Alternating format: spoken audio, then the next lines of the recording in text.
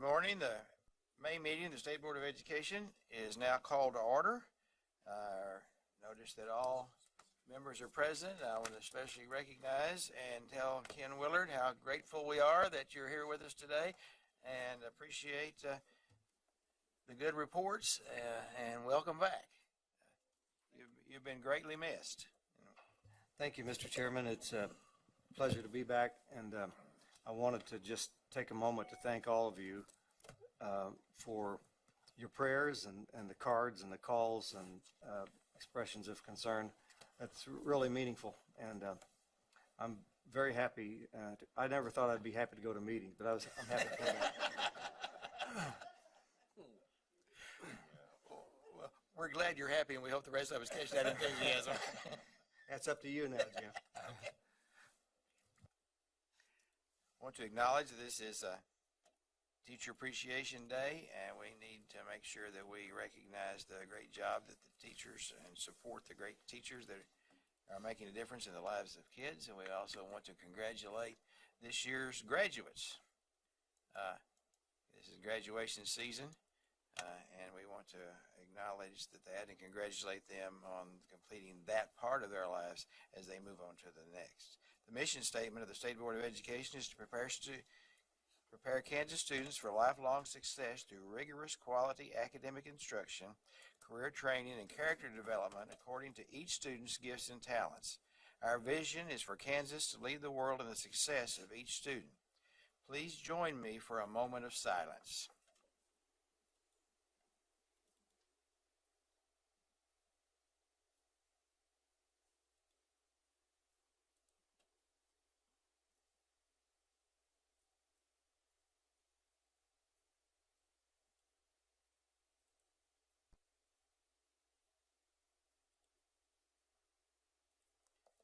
Please now stand and join me in the Pledge of Allegiance. I pledge allegiance to the flag of the United States of America and to the republic for which it stands, one nation under God, indivisible, with liberty and justice for all.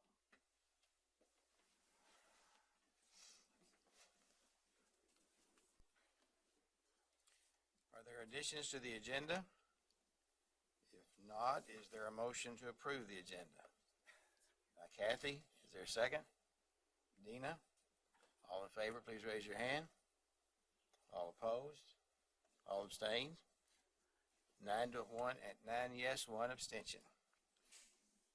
There are 2 sets of minutes. Are there any additions and corrections to the regular April board meeting minutes? If not, a motion would be in order to approve the April 18th and 19th. Jim McNeese makes the motion. Is there a second? Steve Roberts seconds the motion. All in favor, please raise your hand. All opposed? I believe that was 10-0. And now a motion to approve the special board meeting of April the 22nd. Is there a motion to approve? Kathy? Second? You're scratching your head or you're seconding it in? Okay, Dean. Somebody seconded it. Just pick a name, any name. Moving ahead, all in favor, raise your hand.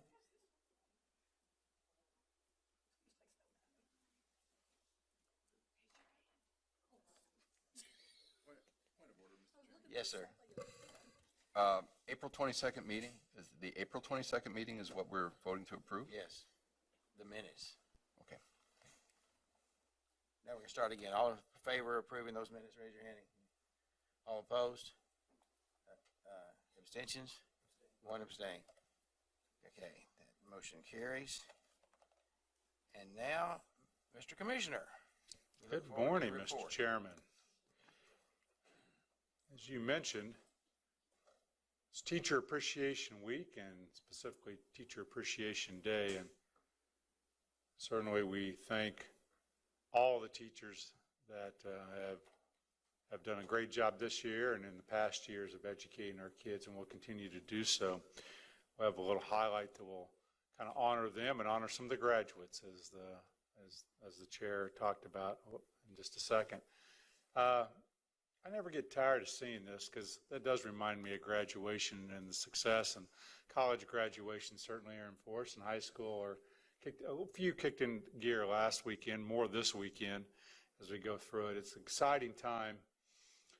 I'm always reminded also that we still have something that occurs every spring called eighth grade graduation, eighth grade recognition. And students don't think about what they're going to do a year after eighth grade, but they did 100 years ago because they didn't have to go on to high school, and most didn't. But today, almost all do, and we know that most are going to have to attend some post-secondary and have some success there in order to be successful to the extent that their parents and grandparents were in a different era. I'd like to share with you a little campaign that Denise and Ann and our communications team's been working on.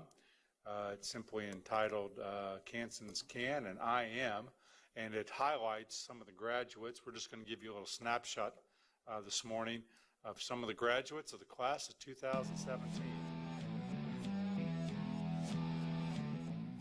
Hi, I'm Alexis Peck from Dighton High School. I will be attending Bethany College on a music and academic scholarship and majoring in elementary education. Kansans Can and I Am. Hi, my name is Zoe Rice. I'm a senior at Belle Plaine High School. Next year I plan to attend Emporia State University to get my bachelor's degree in elementary education. Yes. Kansas Can and I Am. Graduating senior at Burlington High School. I am joining the Air Force immediately out of high school. And Kansas Can and I Am. I'm Dalton Stuckey. I'm going to graduate from Burlington High School. I plan to be an automotive mechanic. And so Kansas Can and I Am. Hello, my name is Zachary Funk, and I go to Quinter High School. Next year, I will be going to Fort Hays State University to get my degree in criminal justice. After that, my future plans are to become a detective and possibly work for the KBI. And I can do this because Kansans can and I am. I'm Brandon Walters. I am graduating Burlington High School, and I am going to Flint Hills Technical College to do electrical engineering. And Kansas can and I am. My name is Ryan, and I'm going to UMKC. My name is Shada, and I'm going to KCKCC. Kansas can and I am. I'm Hannah Fontes, and I'm going to the University of Kansas to study communications. Kansas can and I am. I'm Mallory Johnson with Belle Plaine High School. I plan to go to tech school to be a welder. Kansans can and I am. My name is Sarah Kramer, and I am from Dighton High School. Next year I will be attending Hutchinson Community College on a basketball scholarship and majoring in pre-pharmacy. Kansans can and I am. So I want to thank Denise and Ann for putting that together, and they've done hundreds more. You can visit that on Facebook and Twitter. They've been doing that all the month of May, and it's been a great little project. You know, there's some nice traditions that are springing up. I like this one. Recently, El Saline High School did a signing day for all of their seniors, all 42 of their seniors, declared where they were going to go next year. And what was really cool was to see special ed student headed to Project Search with the Salina Regional Medical Center, and to see the young man that was going to go work on his family farm with his dad standing behind him, and he was signing his letter of intent to not only work on the farm, but at some point learn how to take that family farm over. So they honored all 42, from senior breakfasts that are going on to you see kind of the new tradition of seniors going back to their elementary schools and walking through the halls. There's lots of great new traditions, I think, springing up. And again, I want to thank Ann and Denise and all the communications team for that endeavor. I want to bring you up to date on the Kansas State assessments. As you know, last month I asked you to not pass the contract with the University of Kansas. We wanted to get through this cycle and look at all options. I'm happy to announce that we finished the cycle on April 28th. We had no further issues other than the 2 days in early April from our side with the testing. Test results are now in the hands of schools. That's important because they can give them back to students, and teachers can look at those before the kids go home for the summer. So those reports can be run by all the schools, and individual reports along with school reports. I know I've gotten a couple comments from some curriculum directors that are looking at that. We'll update you in the fall on, how we're doing on the assessment results with everything else. But they're available. That was one of the things that we wanted to have, is make sure we got those results back to people before they went back. We also have the ACT predictability for all 10th graders. Right on their exam will be a predictive score based upon the state assessment to ACT. That was important to the field. I shared with you that table. And next year, it's really exciting because we don't do a 9th grade test, but next year our 8th graders will get that predictability score, and it will move its way down 1 grade at a time as we go. And we are looking at, what future steps. We're still evaluating all the options that we have. We've been, though, very pleased with what's taken place toward the end of the cycle. I want to thank KU and the Center for Education Testing, getting those results back to school districts on time, promptly, and accurately. They did a really good job with that. And we'll bring a recommendation to you on a contract for the next testing cycle in June, because we have to enter into that so we can prepare for the next assessment cycle. So be happy to answer any questions maybe that you fielded or received as the test cycle ended, but getting a little bit of a history. We shrunk it by 60%. We had a lot better help desk response. Last time I looked, 100% in April of the calls that came in were answered within less than 1 minute. That was remarkably different than a year ago, where we had people on hold for over 30 minutes or 45 minutes. So a lot of good things happened. It was not perfect, and we need it to be perfect for our kids and our students and our faculty. Sally? Randy, I did have a comment made to me that by an individual that was concerned about the vocabulary use on the 4th grade. We test 4th grade level. And have you heard anything else that the vocabulary that was used was little above some in our at-risk area, is a little high for their capability? Have you heard anybody else say that? I have not had any feedback to me about that, Sally. Remember, it's still 2-stage adaptive, so day 1 would be more appropriate, I would say, at the grade level, and then day 2, or the second session of that, either gets harder or less hard depending on the student. Remember this, though. This is a rigorous exam with rigorous standards, much higher than what we had in the last assessment cycle. And there's no doubt about it, when Quality Counts took a look at our assessment and said our standards are in the top 5 of the most difficult in the country as related to NAEP and ACT and other assessments. But I have not heard that specific comment, Sally. Jim? Randy, as we reduce the footprint, to 60% on our testing assessments, is that going to impact the predictability for ACT? No. Okay. No, it will not. That's a great question.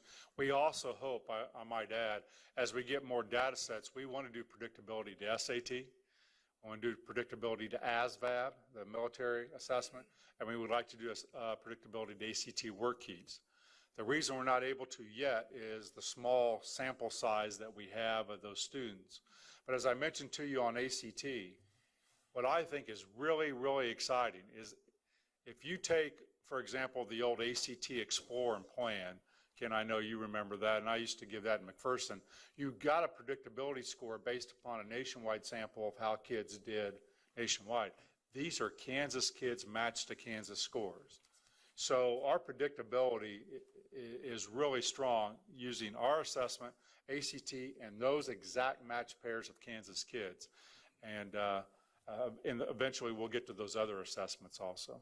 And with the recommendation in June to continue with KU.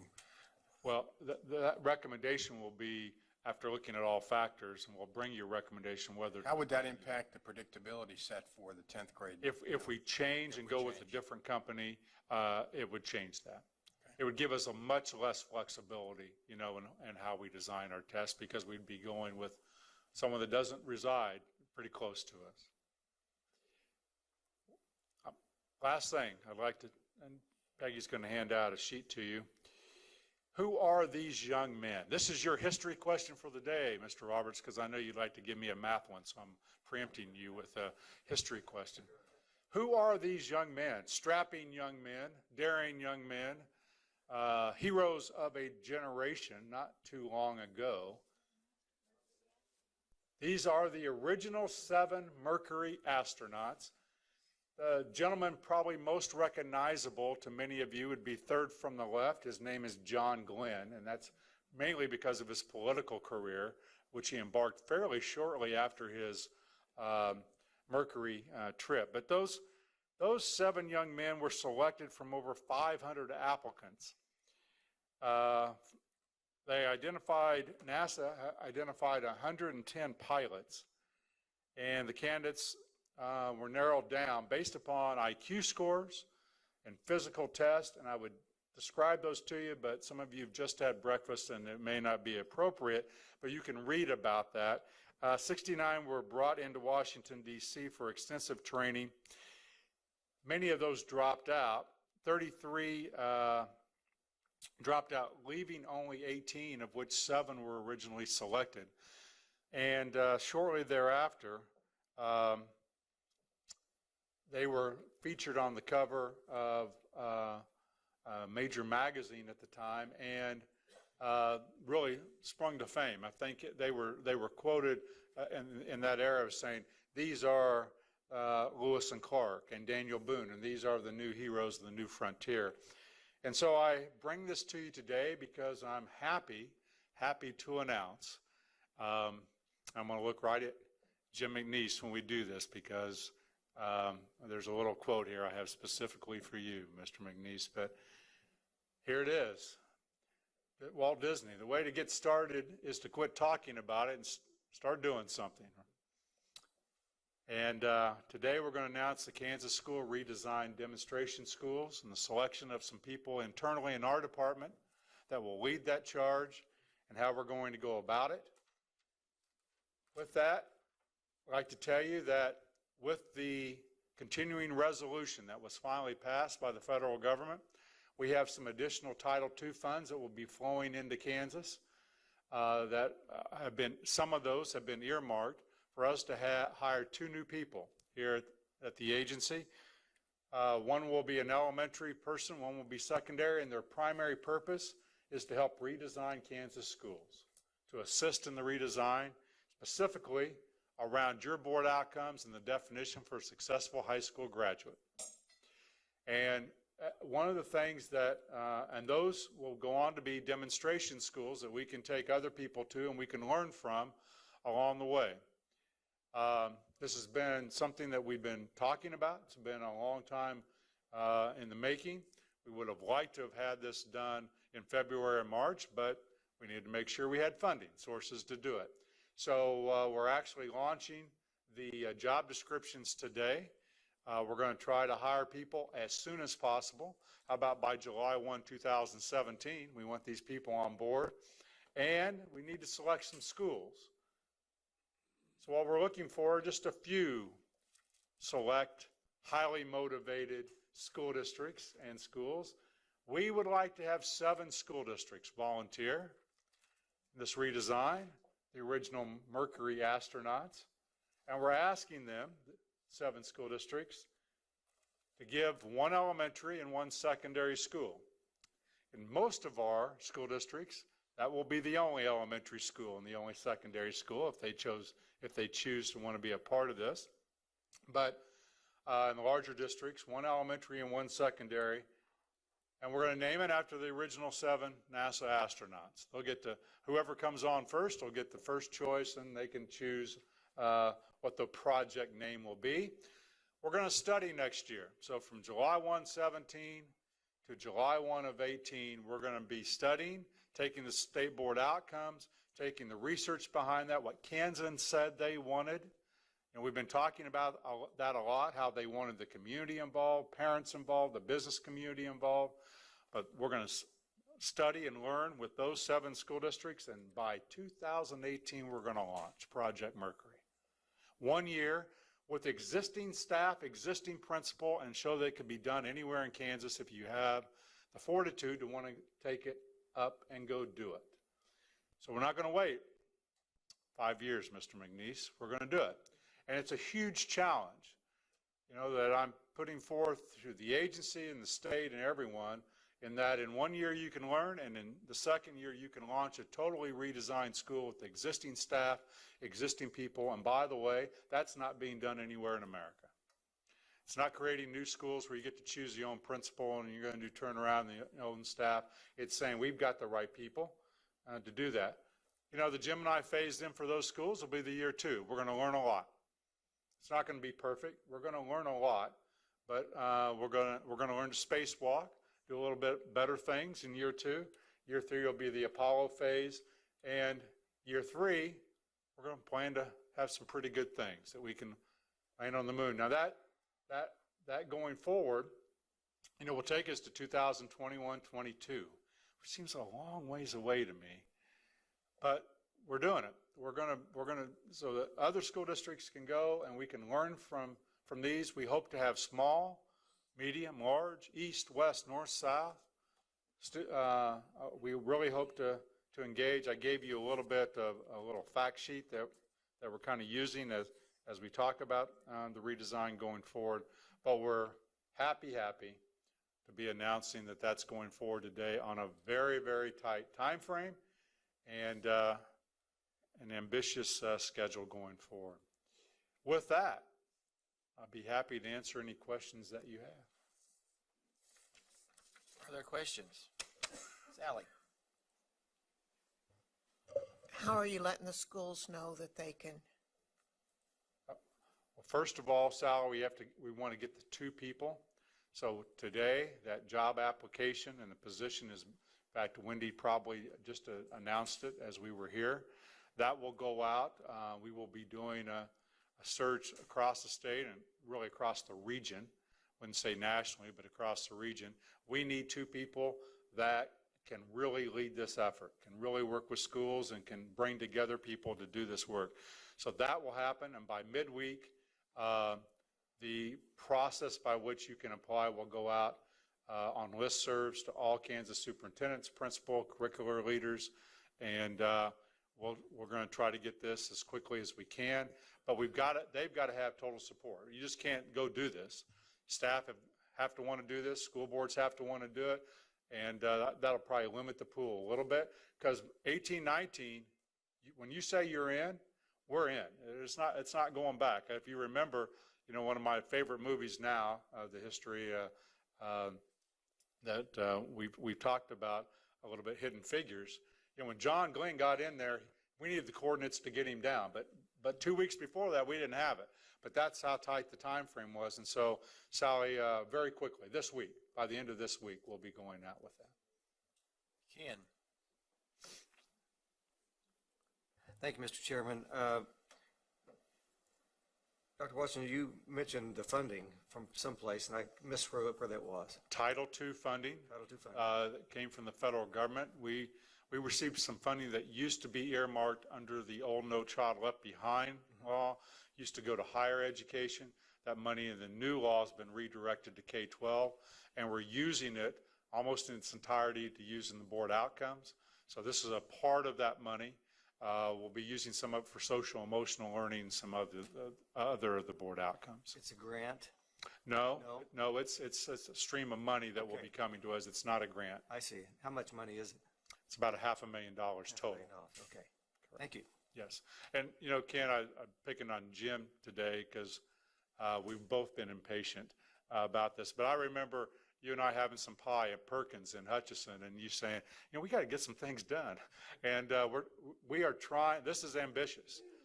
Brad and I were talking yesterday, saying when you say we're going to launch by 18-19 with 7 school districts and 7 schools, that is an ambitious timeline to do this and to do it well. But we're up for that challenge to do it. Thank you. Randy, when would you anticipate schools would need to apply by? Is there going to be a date or? Yes, I think we're going to have the schools chosen by September 1, because we're going to have to be immersed in those schools next year in training and answering questions. So we haven't set the deadline for that, but it'll be sometime between June 1 and September 1. Be a very short window. So you guys might have done all this before I got here, but is there something, I mean, if people said, why should I do this? What do we say this looks like? I mean, what would a redesigned school look like? Going to have to be committed to early childhood learning. Going to have to be committed to social emotional learning. Going to have to be committed to the 5 domains of academic, cognitive, technical, employability, and civic engagement. You can look at your definition, look at your outcomes, and that's basically what they're going to be geared to. At the secondary level, we're going to be about choice. Where students and parents have some choice within the school environment. And at the elementary and high school, we'll be making sure that deep connections with parents and community and the business community are there. So everything that Kansas said they wanted in their schools will be what we call the principles of design. But then we want, after that, those to be uniquely those communities and those schools. So if we were to go to one school and another school, we'd see it slightly different, but within a framework. Dina. Thank you. Since schools are real close to being out and typically the staff kind of scatters, how are they going to get 80% basically during the summer months when they perhaps don't have contact with most? That's why we may take it into September 1, so that when they come back in August, they could have some staff meetings and discuss it. So it could be in August, yes. the deadline. Well, yes, the deadline probably will be around September 1. We'll take the summer to receive them and answer questions. The innovative school districts may be, some that want to participate, and they would have already taken some of these votes in order to engage in that. We're not limiting it to that. You will have to be in a place, in a situation where the superintendent alone cannot make this decision, or the school board. This has to collectively be, we're going to go in this way, make that decision. And I appreciate that. I think that's a good model. Ken. Thank you. I was just thinking in response to Ann's inquiry as well, that you don't know what they're going to look like, I would say at this time. Do not. And that they'll all be unique. We would like them to be. Hope to be. Right. We hope to have 30 districts that want to do this, and then we could choose from there. Yeah, well, I would hope that they're unique to fitting their community. Otherwise, I mean, if we're going to standardize innovation, we kind of lose it. Yeah. So. Right. Okay. Thank you. I have had some districts who've contacted me and said if we ever put something together, they would have an interest. Now, how deep that interest is, I don't know. But if those would come forward, they're pretty diverse, both geographically and size-wise, and social economic-wise in Kansas. Steve. Thank you. I appreciate you suggesting that we have the right people on the bus right now.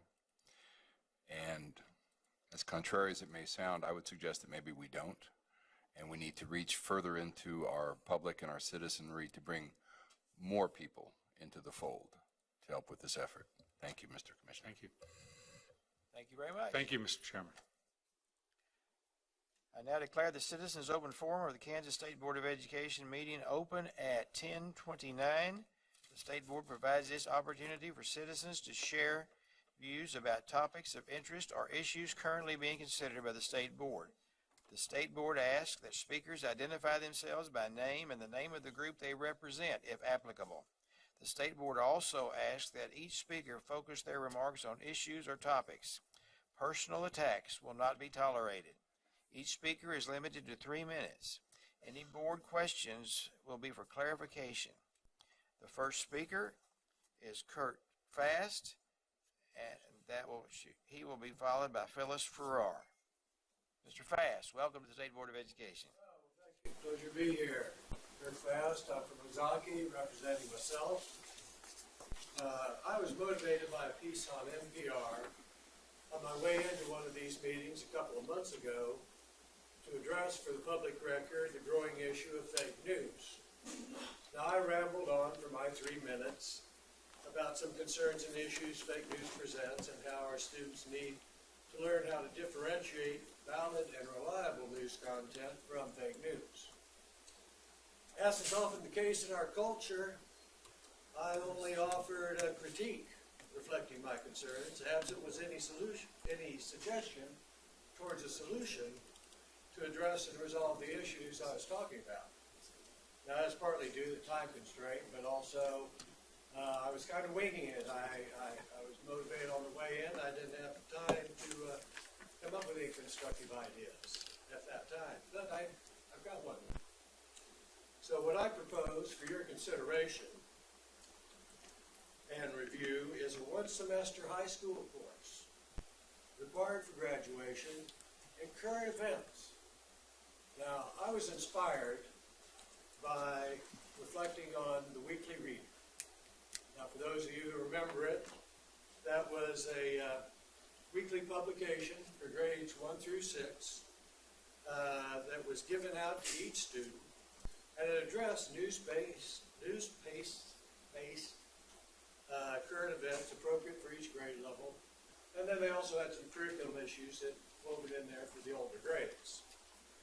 Now, what I propose for your consideration, and perhaps it might be a nice fit for these 7 demonstration schools as well, is a similar approach but with one critical difference: independent research.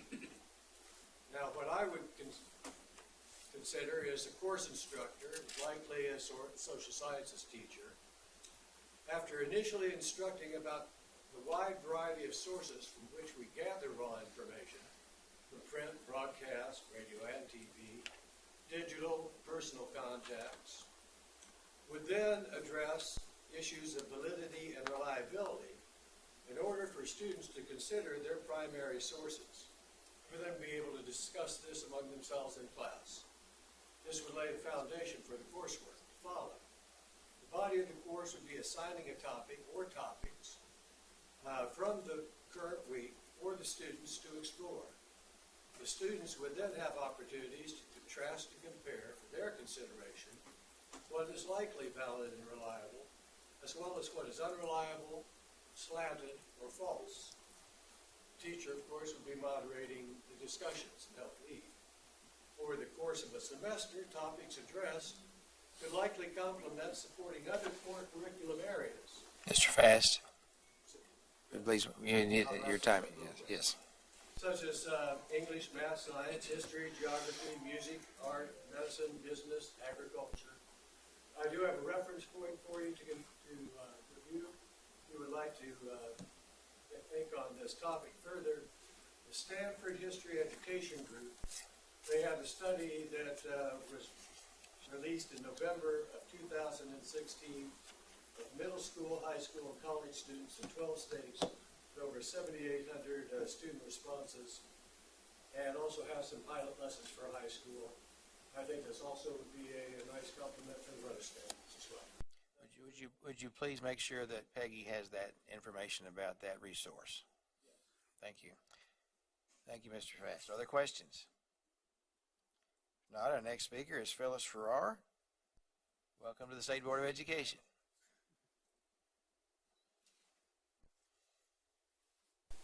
Hello, I'm Phyllis Farrar. Familiar face because I have been a Kansas language consultant at KSDE for the past 10 years, retired almost a year ago, and have had the honor to shepherd the process of the Seal of Biliteracy, which you all adopted a year ago, which makes us progressive state as far as world languages go, and I'm currently involved with the preparation of the world language standards. However, I'm here representing myself today, trying to get some thoughts off my chest so that I can sleep at night because I am retired. There are some things that concern me as far as the state of world language instruction in Kansas. Given the wonderful vision that the board has for leading the world in the success of each student, I'm concerned that some of our infrastructure, some of our policies, some of our programs fail to recognize the support needed, the framework needed for schools to succeed in world language instruction.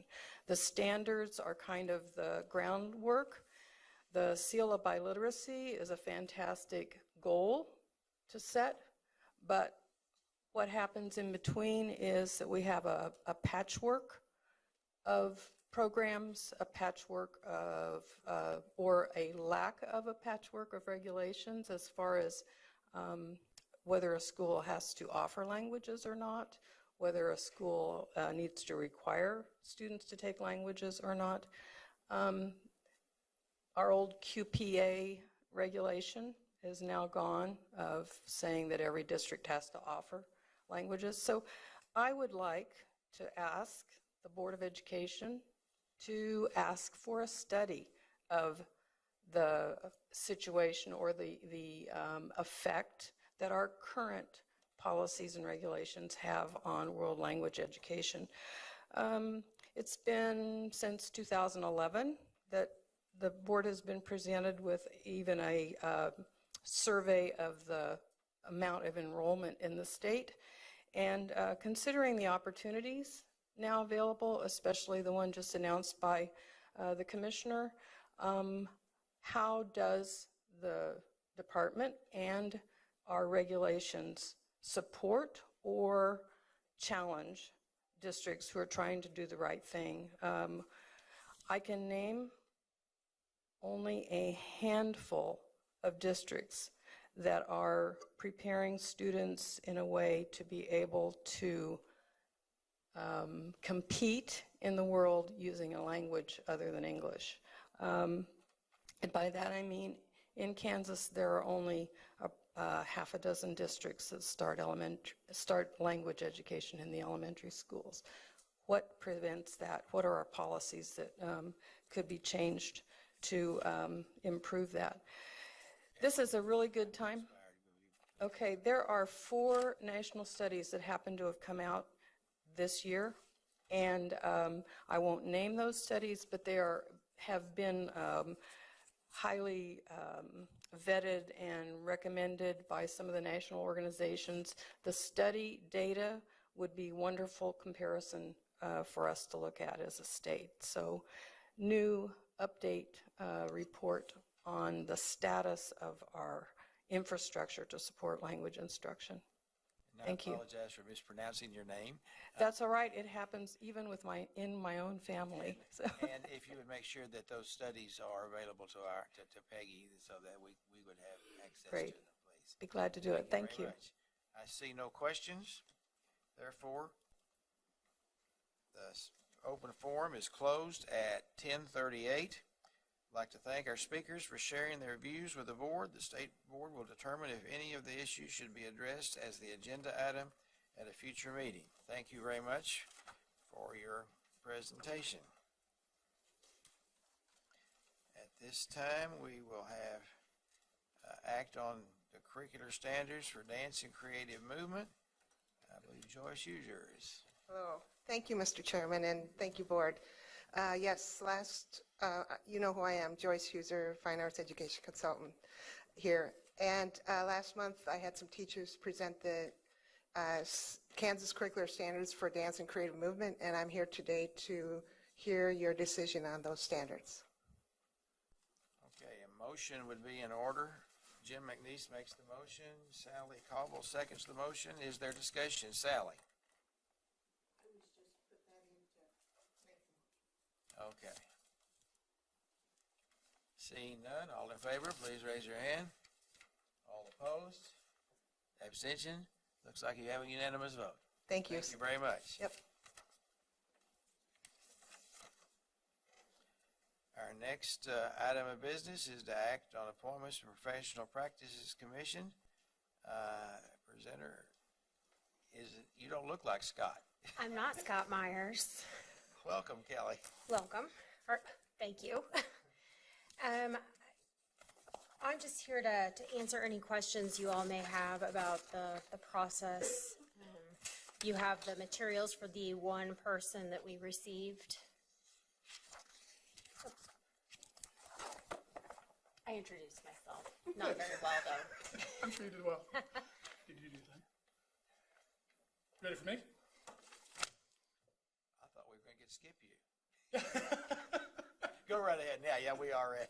All right, I'm here today with a nominee for the Professional Standards Board. It's a replacement position for a school board member from the field. Dana Miller has been recommended to us by KSB. She serves as the president-elect of KSB. She's been a board member at the Baser Linwood since 2003. And of course, the Standards Board, if you recall, is statutorily required, and their role is to develop and to recommend rules and regs for educational prep and ongoing professional learning. Okay, this is in your packet, isn't it? We skipped at 9A and we're at 9. His recommendation is 9B, and then we'll go back and pick up 9A. So go ahead. Are there questions? Janet? I make a motion. Okay, is there a second? Sally? Discussion? All in favor, please raise your hand. All opposed? Motion carries unanimously. Now we'll go back to 9A. And this is the Professional Practices Commission. Yes, Scott asked me to introduce these materials for you all and just let you know that we followed the normal practice and that the application we received was from Ms. Laura Batson. She's been a public school educator for over 20 years and is currently serving as a building principal. Statute dictates that when we lose a member that the statute calls out as having to be a member of the PPC, that we have to replace it with that member. So we're losing our elementary school principal in June. And the statute specifically requires an elementary school principal? It does. Okay. Are there questions? Is there a motion? Jim McNeese makes the motion. Dina Hoare seconds the motion. Questions? All in favor, raise your hand. All opposed? Motion carries unanimously. Thank you.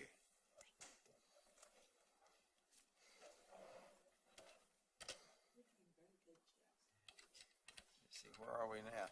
Act on higher education preparation standards. Still with you, Scott. Yes, you are. And unfortunately, our representative, here she comes. She's coming in right now. We're a little early. So. She's right there. We will after this. We're early. Mr. Chairman, you want me to go ahead and go? Is everybody here that you need to have here? Yes, we are. Let's have at it. Okay. We're back this month to revisit the ESOL standards for higher ed. We have with us Dr. Ramona Stowe from Mid-American Nazarene University. And if you'll recall, the purpose of the higher education program standards are to develop the programs themselves and then to monitor and redesign so as to ensure that the candidates, as they move out into the field, are prepared for the classroom. So last month, we presented to you for your consideration the ESOL program standards, and so we're back this time around for you to engage with Dr. Stowe to take action on the same standards. Dr. Stowe? Welcome. Good morning. Basically, I'm just here to answer any questions that you might have about the new standards. We looked at the old standards and determined the areas that we needed to update. Looked at more research-based and also looking into things such as differentiation and making sure that our teachers are prepared to teach our English learners. Thank you. Are there questions? If not, Ann. Sorry, I didn't hit my button fast enough. I still have the same concern this month that I had last month, that learning a second language is different when you're older than when you're a toddler. And that if these teachers haven't had the experience of having to have tried to learn another language, they're not really prepared to be an ESOL teacher. So that's my concern. I mean, I get that it's hard enough to get these teachers, and probably our real concern is diminishing the pool of people who would want to do it. But if we're really going to be a moonshot board and really strive for excellence in the classroom, then I think that ought to be part of the preparation.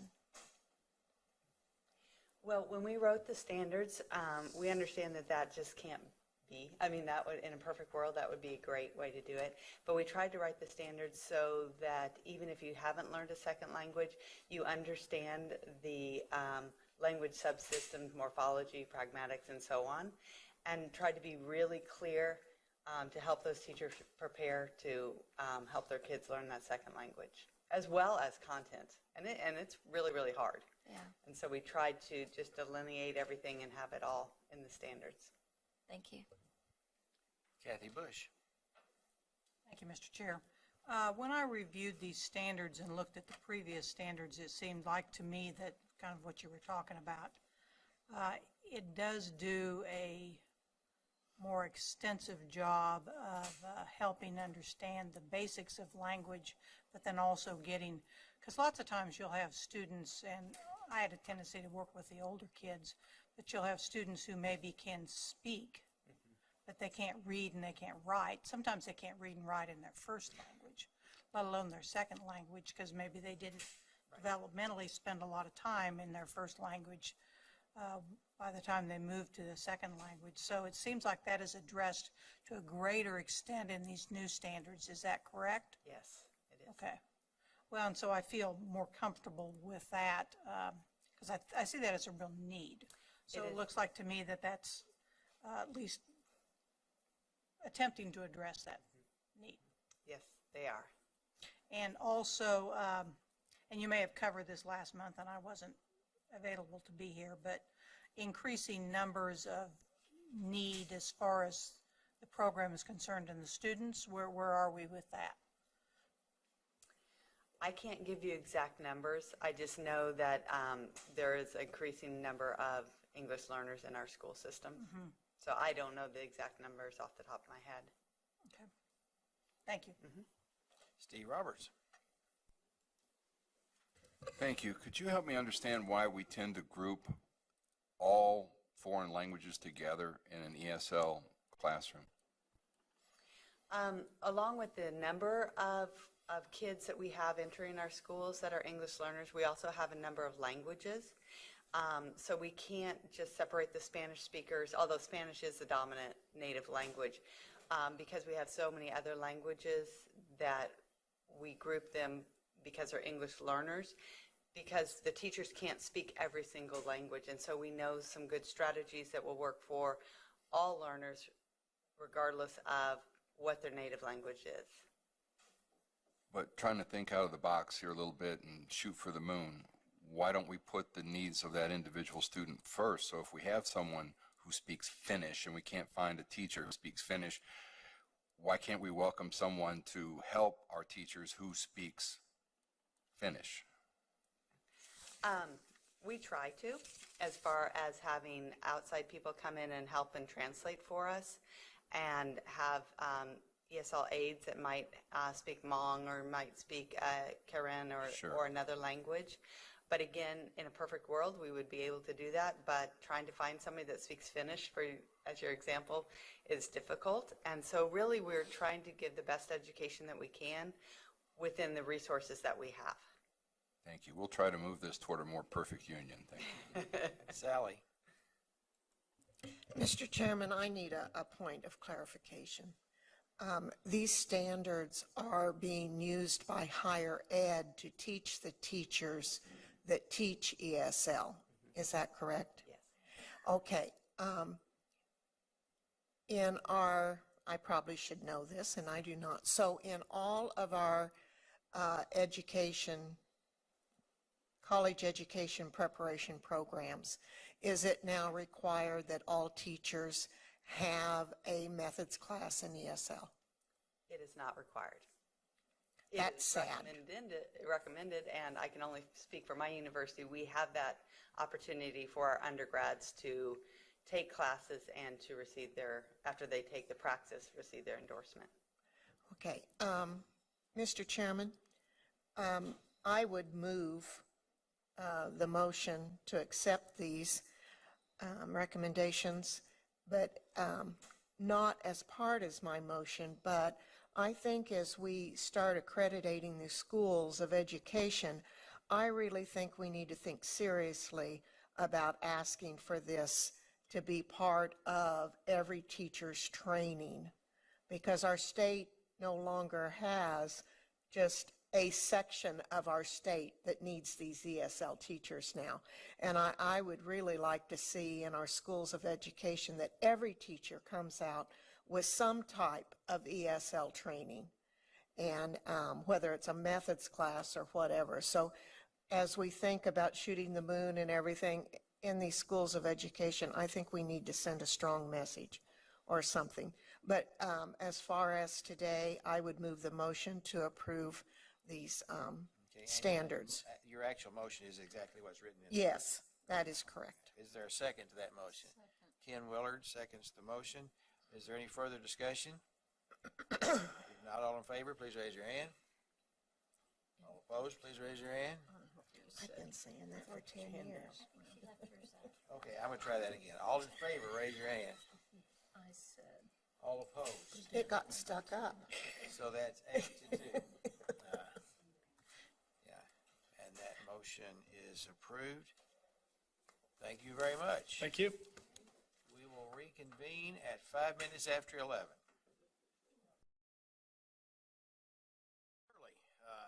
Since everybody's back and we are looking for an update on early learning roadshows and kindergarten readiness, Tammy.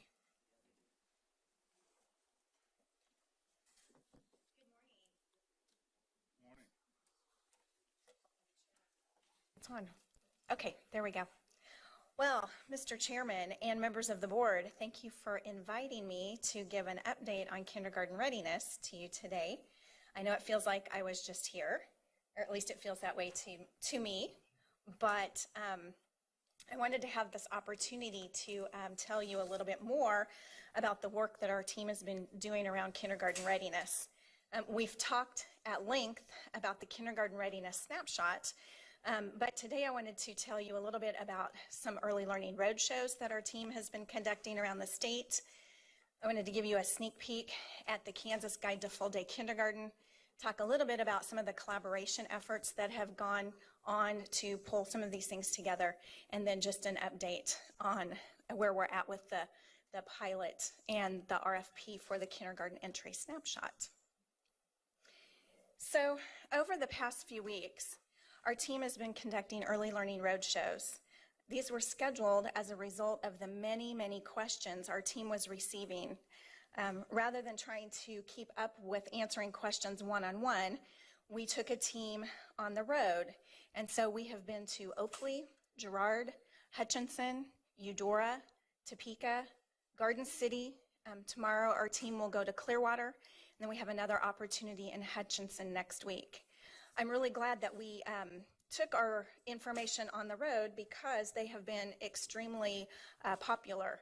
So to date, not counting tomorrow and next week, we've had over 400 participants. We've had around 120 participating districts and organizations.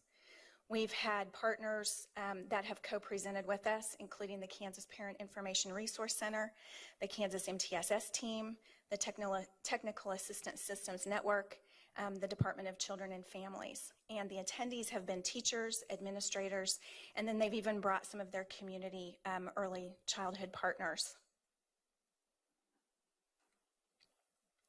This slide just kind of shows you all of the districts that have been engaged in these early learning roadshows to date, and our service centers and interlocals have sent people as well.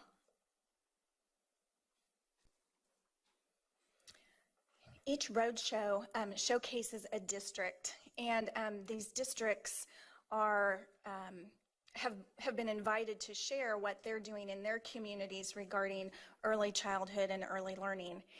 We thought it was important to showcase different sizes of districts. And so in the keeping of the theme of our roadshow, these districts maybe haven't necessarily arrived to the destination of kindergarten readiness, but they have already navigated some potholes, built some bridges, created some detours, and have some ideas for other districts that want to improve what they're doing locally. So you can see that we have featured Coffeyville, Goodland, Kansas City, Kansas, McPherson, Topeka, and Madison Virgil. And what we're really proud of is that we've got representation from a variety of sizes of districts, from Kansas City and Topeka to Little Madison Virgil. And all of them are doing really creative things to blend and braid funds, bring in community partners, and supporting, using local resources to support early childhood in their towns and communities. So to just give you a little bit about what the format of that day is like, it's an opportunity from 9:30 to 2:30. We've asked districts to bring district administrators, like a team, 3 or 4 people, those that can make decisions about financial items, those that know early learning and kindergarten, and it's an opportunity for them to gain some new information and then also talk with their team members about planning that they want to take back home. And so these are the questions that they work through throughout the course of the day. The first one being, what do they want high quality early learning for all children to look like in their community? Because as we know, every community across our state is unique. They have their own local resources. They have their own ideas of what they want early learning to look like. Some districts want to have universal preschool, and they're working towards that. Some districts have a really good network of private preschools and daycares, and they're partnering with them. Some want to build stronger connections with their local Head Start organizations. And so it's just an opportunity for them to talk with each other about what they want, and then we've got a support team of people there to answer questions. Some other questions that they look at are, what are their current opportunities, and what's the gap between what they really want and where they're currently at. They also do a lot of talking about resources and funds that can be leveraged to support their aspirational goal.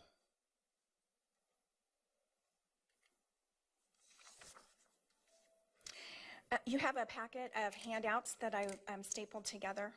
So I'd like for you to look at the one on the top. The one on the top just shows some of the questions or the answers to the question, what do they want early learning to look like in their district? And so as we've looked at the responses across the 5 roadshows that we've already had, we can see that districts really want to do more with family engagement and community engagement. They're concerned about health and safety and developmentally appropriate practices. And so these are the big hot topics that districts want to know more about and they want to do more with when they take their information back home to their district. The second handout, and feel free to stop me at any time if you have questions. The second handout is from the Heckman equation, and this has been a really popular handout with our participants. James Heckman is a Nobel Prize winning professor from the University of Chicago, and he has studied the life cycle benefits for children and families who had high quality early learning and child care environments. His research follows families for 35 years. And so if you want more information or you want some really user-friendly handouts, I thought maybe you would be interested in this. It's www.heckmanequation.org. That's at the bottom.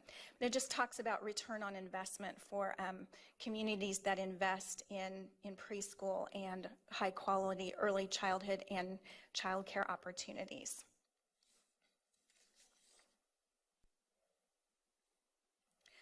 The collaboration within and between agencies for these early learning roadshows has been extremely intentional, because when we go out to help districts, we want to make sure that we have people along who can answer questions. And so at each roadshow, we've had someone from our Kansas Department of Education Child Nutrition and Wellness team. They have some really great information on how schools and districts can fund snacks and meals for children who are younger than the school lunch program provides for. We've had support from teacher licensure and accreditation, because one of the potholes that districts have when they're trying to staff early childhood is just the array of different licenses that are available and not available, and what those gaps are. And so that has brought forth the need to have further conversations of how can we make sure we've got more people qualified to be in those classrooms at that age 3 and 4 without districts, having programs that they can't staff. We've had collaboration and representation from the Children's Cabinet and Trust Fund. They have been with us every step of the way. Again, TASN, MTSS, Kansas Parent Information Resource Center. And then we've had representation from the Department of Children and Families, from Child Care and Head Start, because some of the questions that districts are asking are, well, how can we collaborate more with Head Start, which has a different set of federal guidelines? Or we want to offer what's called wraparound care. So we want to have preschool, but we also want to have before school and after school sort of child care, but that falls under a different state agency. So having all of those people there to answer those questions and to put faces with names has been really beneficial for the districts that have attended. We have a team here at KSDE that has been involved with these early learning roadshows, and I wanted to show you their names. Now, I wanted to emphasize that not all of the people on this list have been to every roadshow, but what we did was we intentionally wanted to make sure that people were cross-trained so that if people were sick or some were unable to attend, the show could go on. And so we have a staff here where early childhood is part of their job description, but it is not entirely their job description. But we really could not have had so many meetings across the state in so many different locations had we not been prepared for every possible contingency.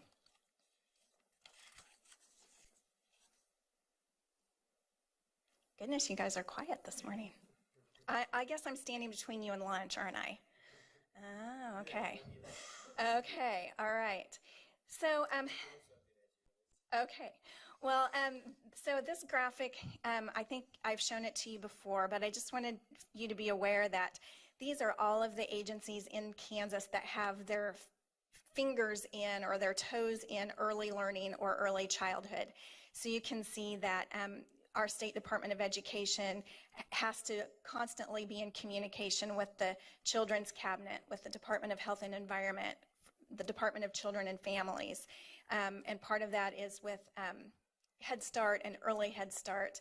And where it says Part C, that's special education for the littlest of the littles. And so, so everything that we do with KSDE impacts all of these other agencies, or sometimes things that districts want to do, they're confused because there are so many different requirements from so many different agencies. And so that's why it was critical that we brought all of these agencies along with us when we did these roadshows.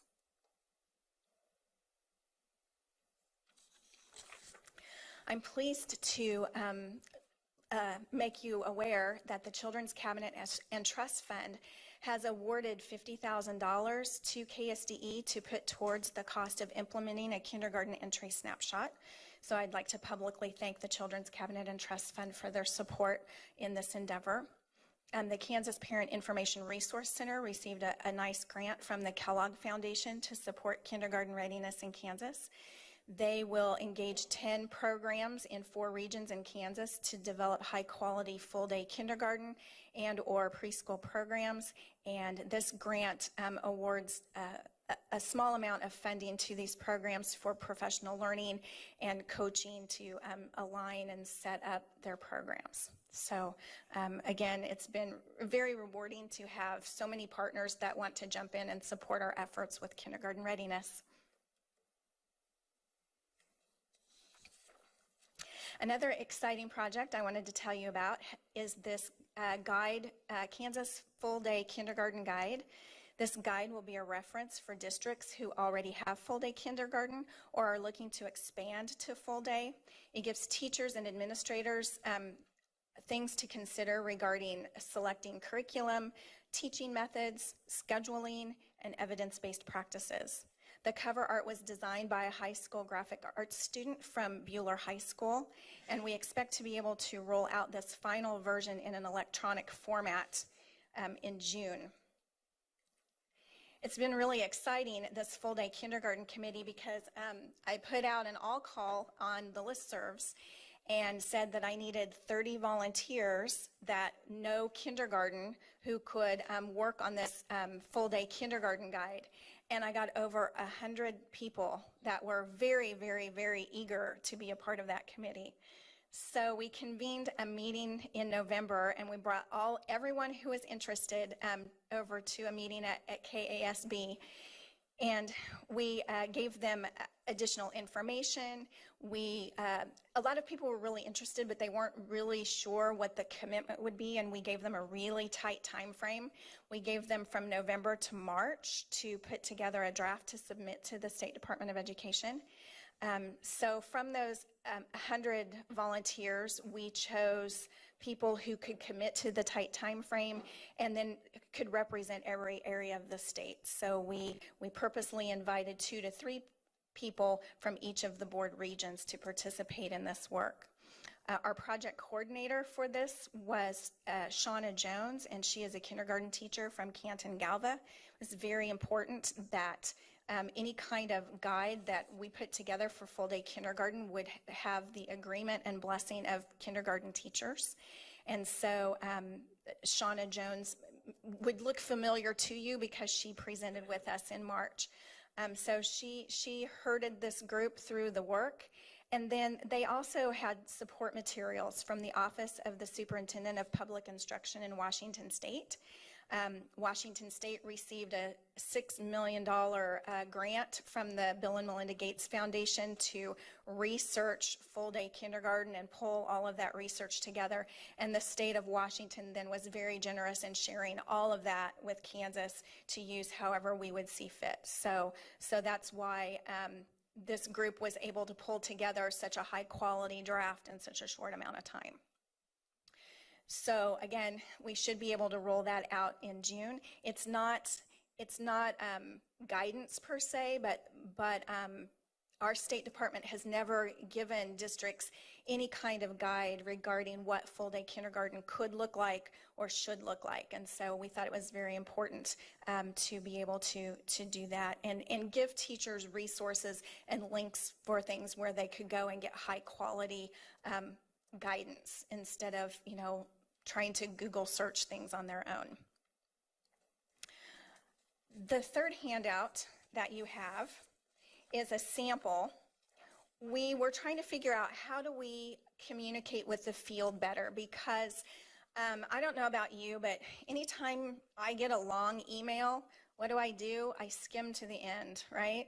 Because I don't want to read all those words because we're so used to tweets and Facebook and quick information. And so we were trying to figure out how do we get information out to the field in a friendlier way. And so our team created a set of 10 early learning factoids. And so what you have are multiple factoids in one handout because I didn't figure you wanted extra paper. But each factoid is kind of like a postcard, and we featured these in the Division of Learning Services Hot Topics. We sent them out on listservs. We have them posted to our website, and really they're just little facts and links if teachers want to know more. And so you can see that some of the topics have been, kindergarten readiness and the snapshot, developmentally appropriate practice, early learning and the idea of it being from birth through age 8. On the back, playing is learning, family engagement, a little information about red shirting, and that's purposely holding little ones out of kindergarten for various reasons. And then community conversations, how to start those conversations locally. So if you're interested in all 10 of the postcards, we can send a link to you that has them all online, or if you want printed copies to hand out, we're happy to provide that as well. These have been extremely popular because they're quick, and then if people want more information, we try to route them to high quality information. So just a reminder of where we're at on our snapshot implementation timeline. The area in purple is, okay, so this is my to-do list, and there are only things done on it, 2 things done on it, but we did present our recommendation to you in March, and KSDE is now engaged in this request for proposal process.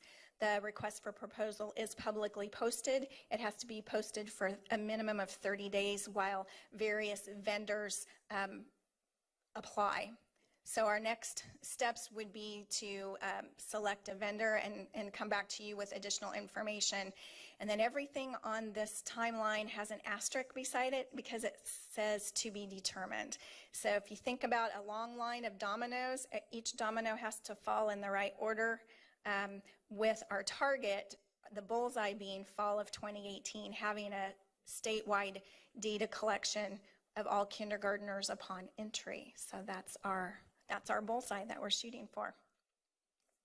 So anyway, I guess I'm really glad that I had this opportunity to tell you that our agency is working and doing other things besides the pilot. The pilot was one piece of this work, but I wanted you to be aware that we've got a great team and we've got partners across the state that are very passionate about supporting communities in kindergarten readiness. If you ever have any questions at all, email me or call me. We're going to have Oh, you're going to have questions now? Okay. I want to go back to your slide that shows the different agencies. The graphic? That one. Yes. What problems does that? If we're trying to do a coordinated plan that meets the needs of all students, what barriers? Okay, so how does that work? Is that the most efficient way for it to work? I've given you a loaded question. You've given me like 3 questions, all rolled into one. Well, for one thing, we work within the confines of what we have, and different laws and statutes fall under different agencies. And then if you add the federal piece in with Head Start, that's a different piece yet. And it's not insurmountable, but it is interesting, and it really involves us building relationships with the key people in all of these agencies to make sure that decisions they make don't negatively impact decisions that we make. And so, yeah, it is a challenge. But that's what we have to work with, and so all we can do is build those relationships and keep in constant contact and know that the key people that we're working with have all been part of our kindergarten readiness work group from the very beginning. So that has been really, really powerful because they're able to give us input and tell us, well, this would impact this, or we can modify that, and so so we are building those relationships. And so those relationships are working effectively and probably breaking down barriers? We're breaking down barriers. We have work to do, certainly. And where does parent as teacher, the parent as teacher program work in this? Where does it fit? Right. The parent education portion is a state statute that falls under the Kansas State Department of Education, but then there are other grantees that also fund parents as different parents as teachers organizations. Okay. Sally.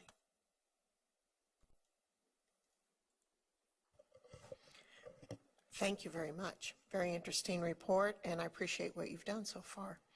I have a question on this red shirting.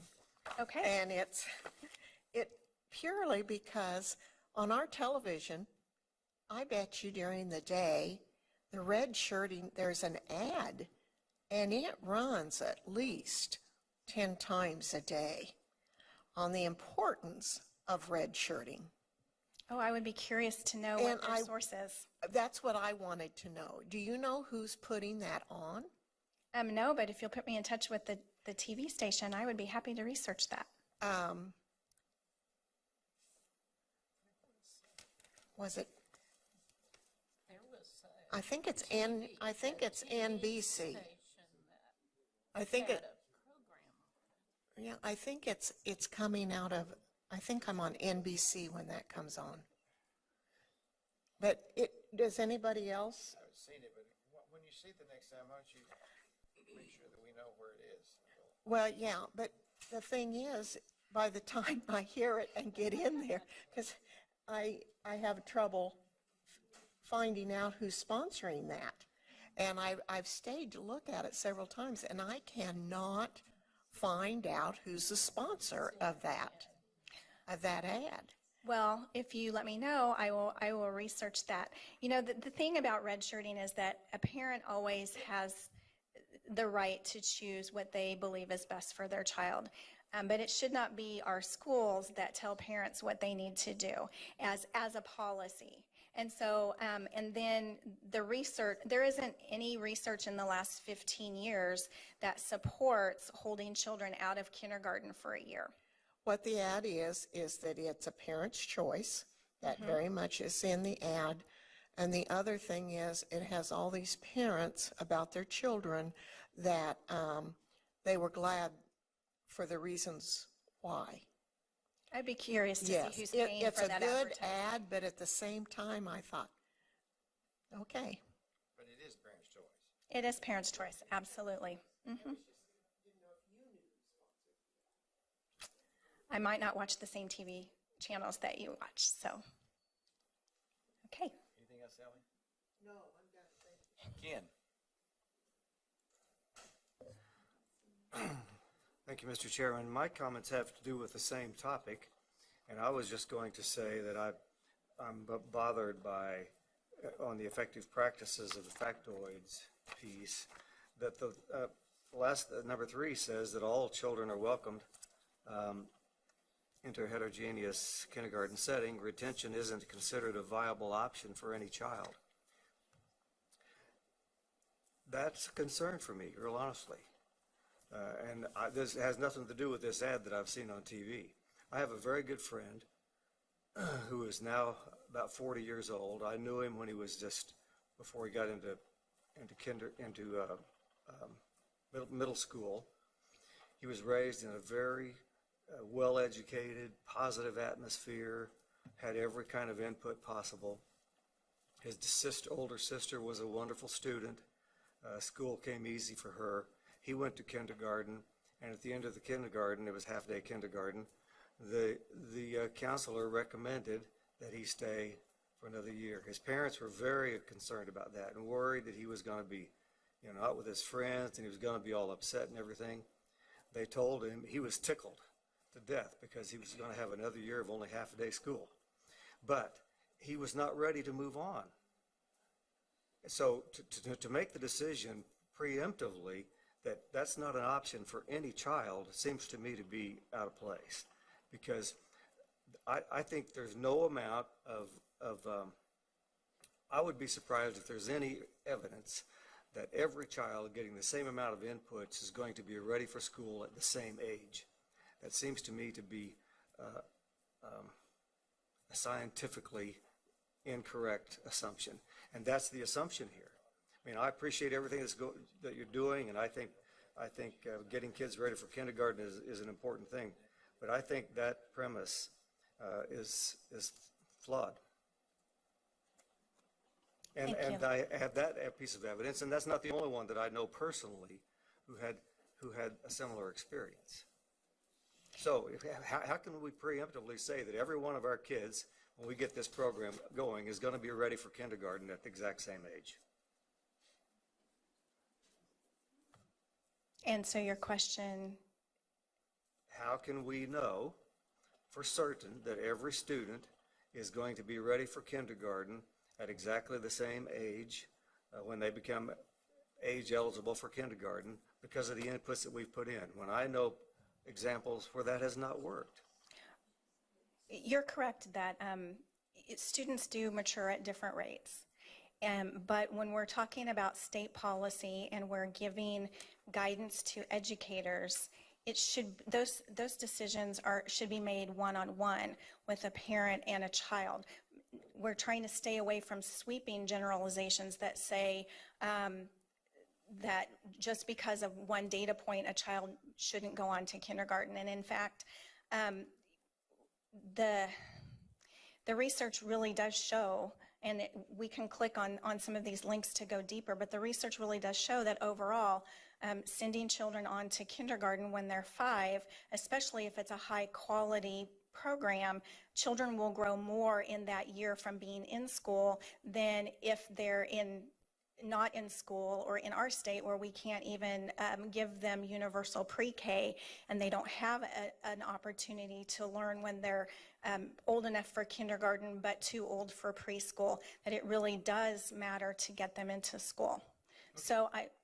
So I mean, I don't think what you're saying is I'm in disagreement with, but this seems to be a sweeping generalization to me to say preemptively, before we do anything else, that retention is not considered a viable option for any child. That's what the wording says. I can't accept that.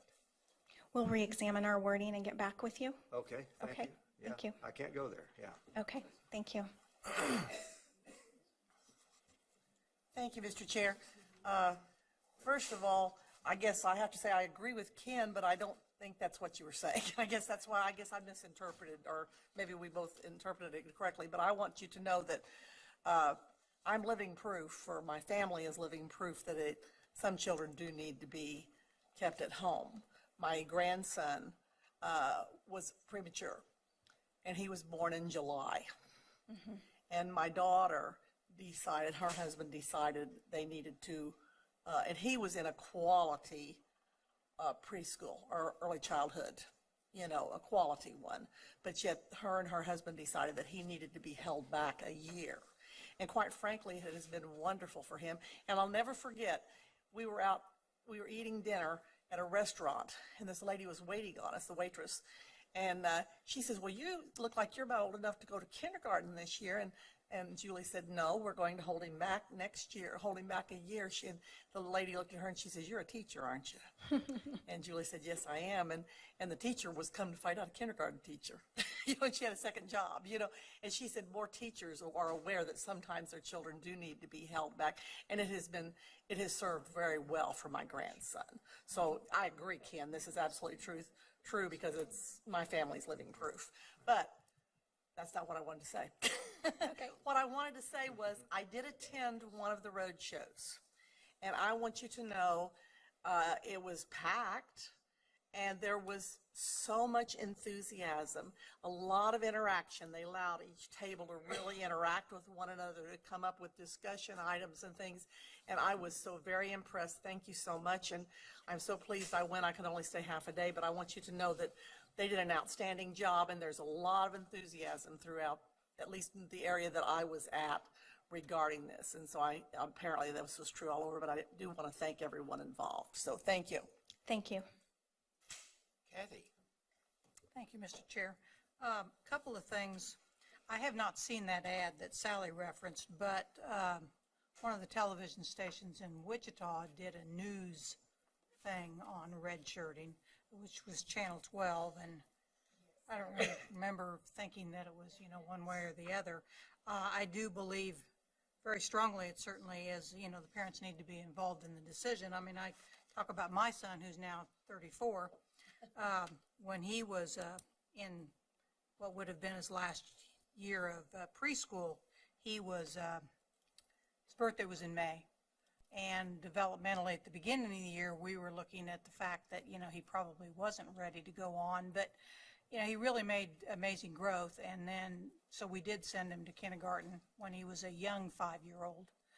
And it ended up being the right decision for him, because developmentally, he grew during that year, and it was very appropriate, and he's been quite successful. So I think the importance of the parents being intricately involved in there and looking at it on a case-by-case basis, quite frankly, is a very good thing. to blanket say that kids should be redshirted or to blanket say kids should go, have to start, I think is a mistake. I think it needs to be very much a case-by-case basis. So I think that's an important thing that we look at. I was kind of going to ask one of the same things that Jim had asked as far as your various agencies, and he asked that question. One thing that might be interesting as you continue to partner with these various agencies, and I see that continuing to happen, but as you're working and you can continue to develop those relationships, it might be interesting if you guys, through your collaborative work, you may come up with some suggestions of how to change some guidelines or some policies or maybe regulations or even laws that need to be changed that would make this better functioning. So as you continue, it might be interesting for you guys to, at some point in time, have that conversation and bring it to whichever agency it's appropriate to go to, because we certainly have kindergarten readiness of one of our main goals, but it does involve many different agencies. So I think the collaboration is a great thing, and there may be some things you guys will come up with that really could make your work more seamless. So I would just encourage you to be thinking about that as you're continuing to work with your groups. Thank you. Thank you. Steve? Thank you.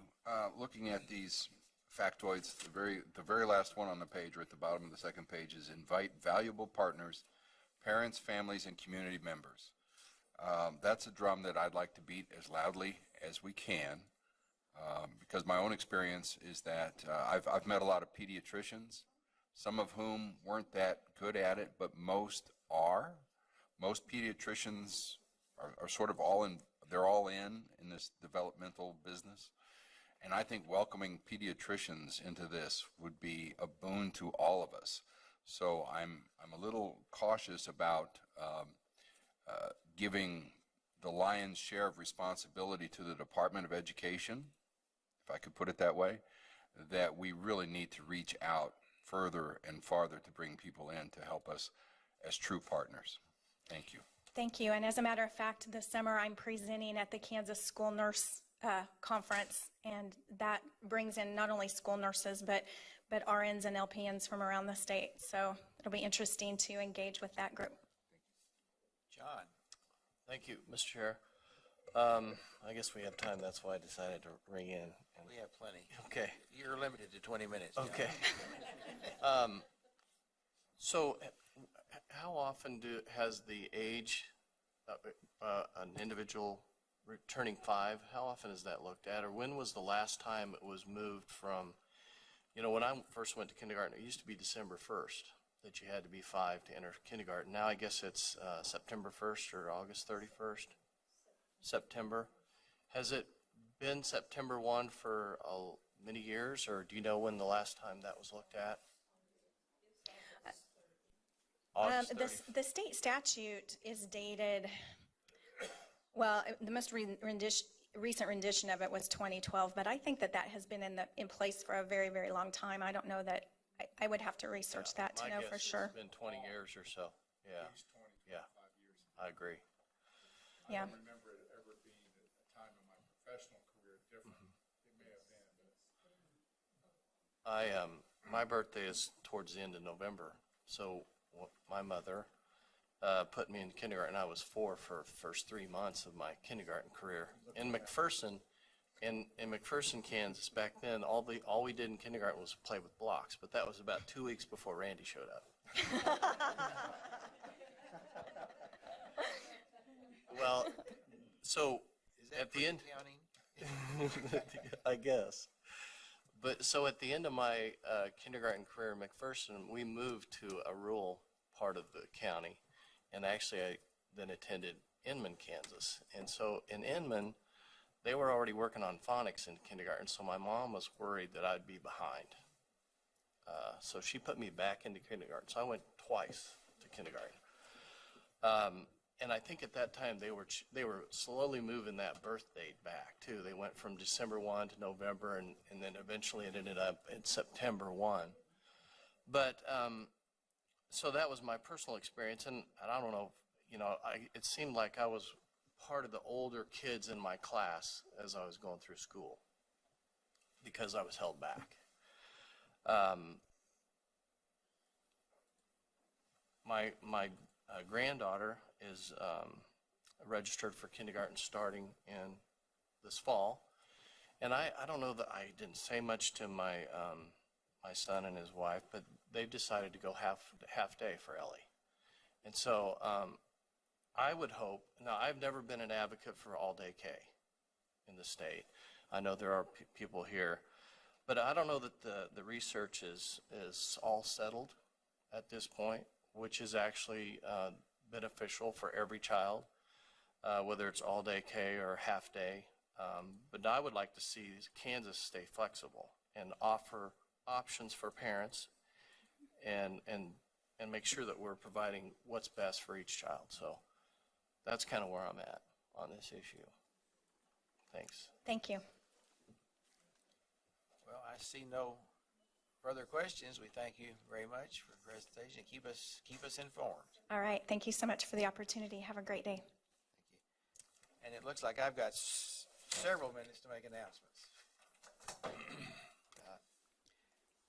Tomorrow at 1:30, Randy is presenting the Senate Select Committee on the education, education formula, and any of us that are available are encouraged to be there. Where is that taking place? Yes.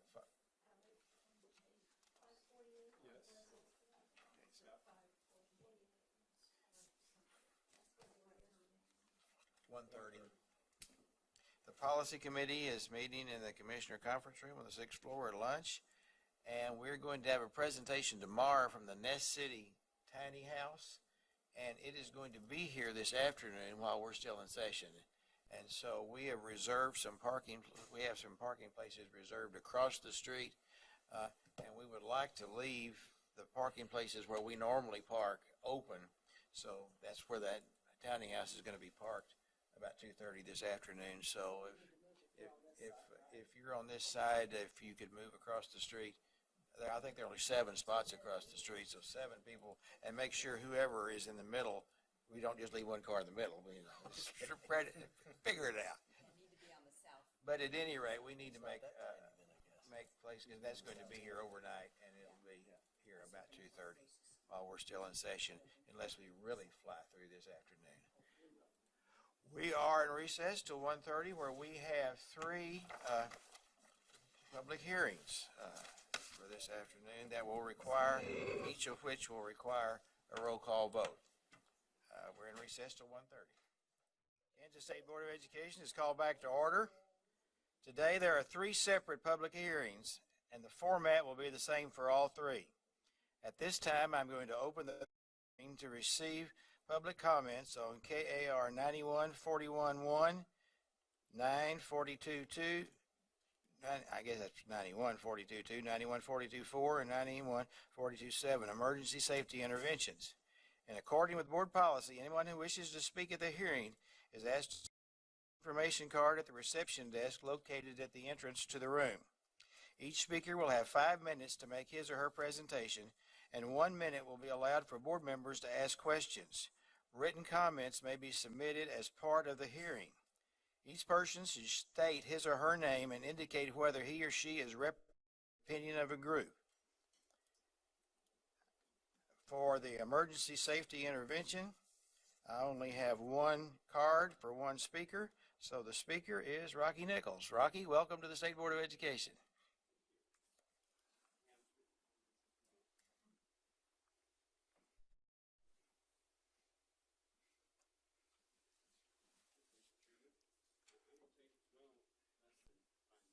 Thank you. I assure you. My name is Rocky Nichols, and I am here representing the Disability Rights Center of Kansas. I'm its executive director, where the statewide protection system provide legally based advocacy and supports for people with disabilities. Just in brief, we think that these regulations faithfully follow through with the ESI task force recommendations, which were passed in 2016 into law by the legislature, and of course task force recommendations, as you know, Mr. Chairman, were put together in a manner under your leadership, I should add, that garnered unanimous support from the task force members. That task force effort and this byproduct here today, which is for your consideration, are both to be celebrated. Additionally, I think the last time we talked about these, we had asked you for some language, and we appreciate you all including the language about timeout and physical escort are not ESIs, only if they do, quote, do not otherwise meet the definition of the ESI. So we appreciate that consideration as well. Thank you. Thank you. Are there questions? I want to also recognize your leadership on the task force and express my appreciation. Absolutely. Thank you, Mr. Chairman. Seeing no other cards for this point, I will conclude the public hearing. Thank you for your comments. The second public hearing is to receive public comments on KAR 9138-1, 9138-2, 9138-3, 9138-4, 9138-5, 9138-6, 9138-7, and 9138 school bus safety regulations. Same thing. Each speaker will have 5 minutes.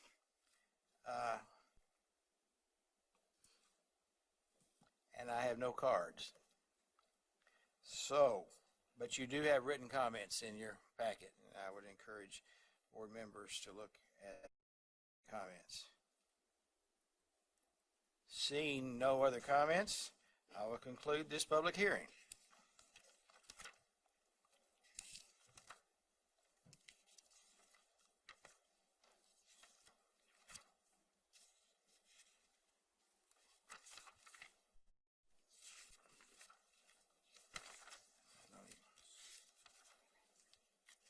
I don't have the statement on. Yeah, no, but I don't have the script.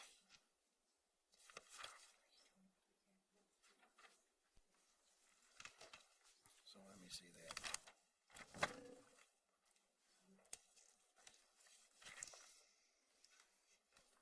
Okay, at this time, I'll open the third public hearing on KAR 91-170A, 91-1208, 91-12, and 91-1235, accreditation of higher education teacher preparation programs.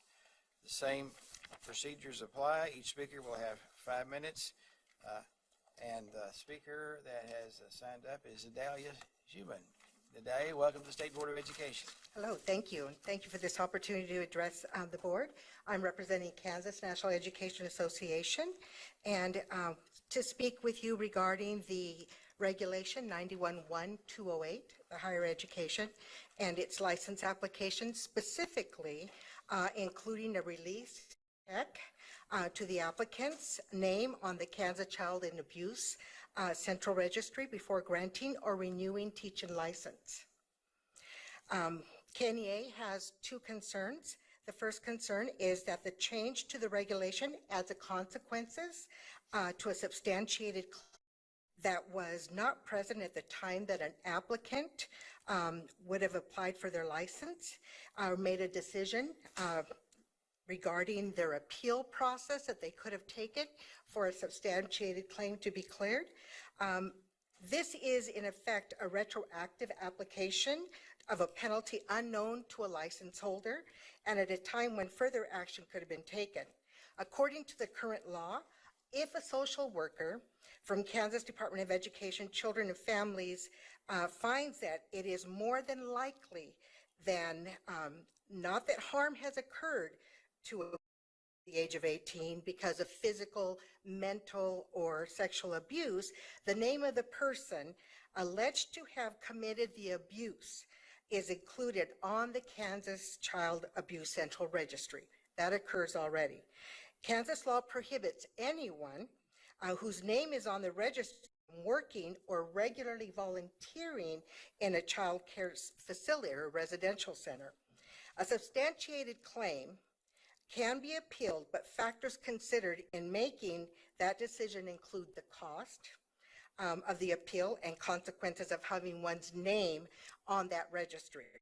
KNEA members have, over the course of their careers, had substantiated claims of abuse found against them. When these claims were appealed with Kansas representation, with KNEA representation, in most instances, they have been dropped. But not all license holders are KNEA members and with attorneys at their disposal. So if they don't have that, there would be a cost and a penalty for them to go through that appeal process. And as a consequence to a public school teacher, as a result of a substantiated finding, some teachers have chosen not to appeal that and change to the application and the assumption that KSDE will bring these cases before the Professional Practice Board. The rules have been changed in the middle of the game and after a decision not to appeal a substantiated claim. And if a teacher knew that the effect could have damage to remove their license, they may have made a different decision regarding this. So KNEA's second concern is that the standard for evidence substantiating a finding of child abuse is the lowest possible preponderance of the evidence, or more likely than not. This is a standard much lower than beyond a reasonable doubt. It's also a standard for criminal convictions for which license applicant can be brought before the PPC as it exists already. It is also lower than the clear and convincing standard, evidence that shows the truth of facts asserted highly probable. And sanctioning an applicant for most professional licenses. A professional license presented before a disciplinary action is taken against such a licensee, not merely a finding for one investigator, which would be the case, Family Child Care Services, but more likely than not, the abuse had even occurred. So KNEA believes that this proposed change to the regulation is unnecessary. If a teacher has a substantiated finding of a child abuse leveled against him or her in the course of their employment, the school district teacher can and should take action against the teacher. Further, any license holder can also file a complaint with the Professional Practice Commission if he or she deems that an action is appropriate. Finally, if the action of the license holder is sufficiently abusive, the teacher will crime, and these criminal actions can and also bring the license holder before the PPC.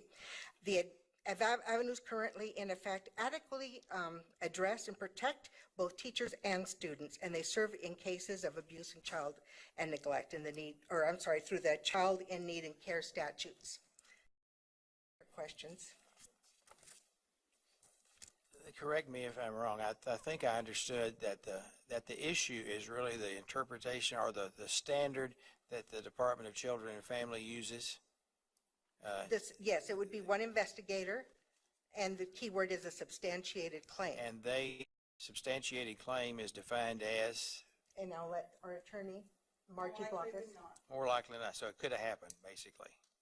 It may have happened, you know. It's based on one person's interpretation Okay. of their investigation. Okay, thank you. Other questions? None. We thank you for the statement is written in our folders. At this time, I will now conclude this public hearing. Thank you all for participating.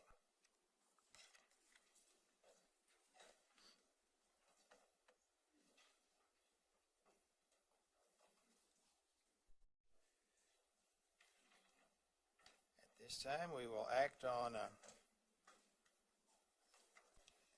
get my act together, just a second.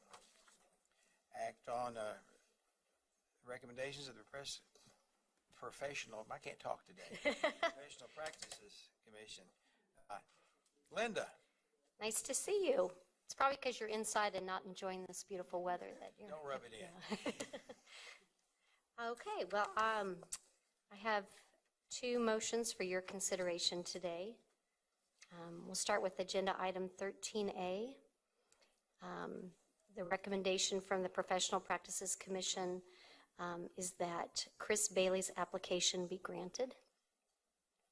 I'll give you a little information about Chris. Chris applied for emergency substitute license. He did disclose on his application his criminal background, which included theft and misdemeanor convictions. That conviction occurred in 2010. That involved, Chris was a college student who accumulated a lot of loans and a lot of debt, and in despair made, as he said in his own words, very poor decisions. He ended up asking his grandmother for money to help pay fines from subsequent criminal proceedings. His grandmother was willing to help them, but not to the amount that he needed to meet his obligation, and so he forged a check in his grandmother's name. He, at that time, was not a licensed educator. He had been a student at K-State for 3 semesters, but dropped out and was working. As a result of forgery, theft, he actually served time in a Kansas correctional facility. He has completed that time, completed probation. Several years have passed. He went back to K-State, received his bachelor's degree, and will graduate with a master's degree. In the meanwhile, he has volunteered in Manhattan, Kansas schools. He's worked as an elementary para and was nominated by his school for Para of the Year. He recruits for Kansas State's College of Education, and he requested the E-sub license at the request of his district. He was extremely remorseful for his actions and really has set his course, tried to set his life straight in the meanwhile. He did apply for expungement, which meant this would not have come, but he still owes some money to K-State with the subsequent education that he has pursued, so that he's not eligible to have his record expunged until he finalizes that obligation. And maybe questions might be better. Dina? Thank you. Oftentimes when we've had someone with this kind of background and they've applied for an emergency sub license granted, that we've also said they need to come back before the commission if they're going to seek a license. So is that the case with this gentleman? Or are we just overlooking that component with him? That was actually a discussion of the PPC, and we felt in this case, through what he has done since 2009 when this occurred, and the fact that he was young, was not a licensed educator, speaks passionately to other students about the mistakes that he's made, the fact that he has the support of Manhattan schools and K-State. We felt pretty strongly that he had turned his life around. He did definitely go through a period in his life where he made bad choices, bad decisions. We feel like he has demonstrated rehabilitation. So we decided not to request that he come back before us.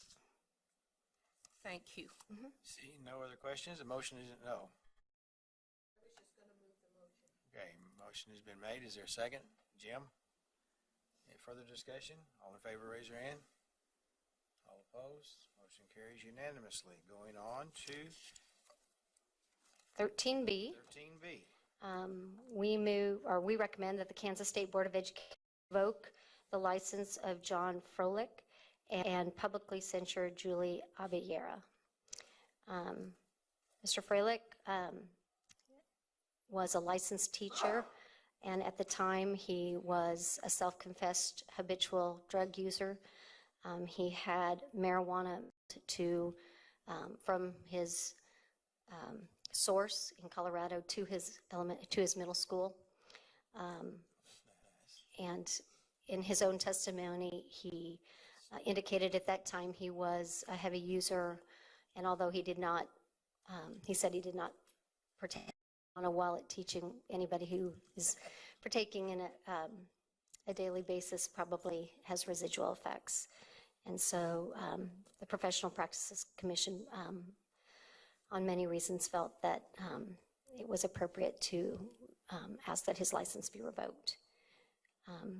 Ms. Abayera came before the PPC. She was a cashier at Walmart, a second job, and she got into criminal problems when her daughter, who was a super couponer, would come and bring items that she had multiple coupons for, go through her mother's line. Walmart, their position was that it was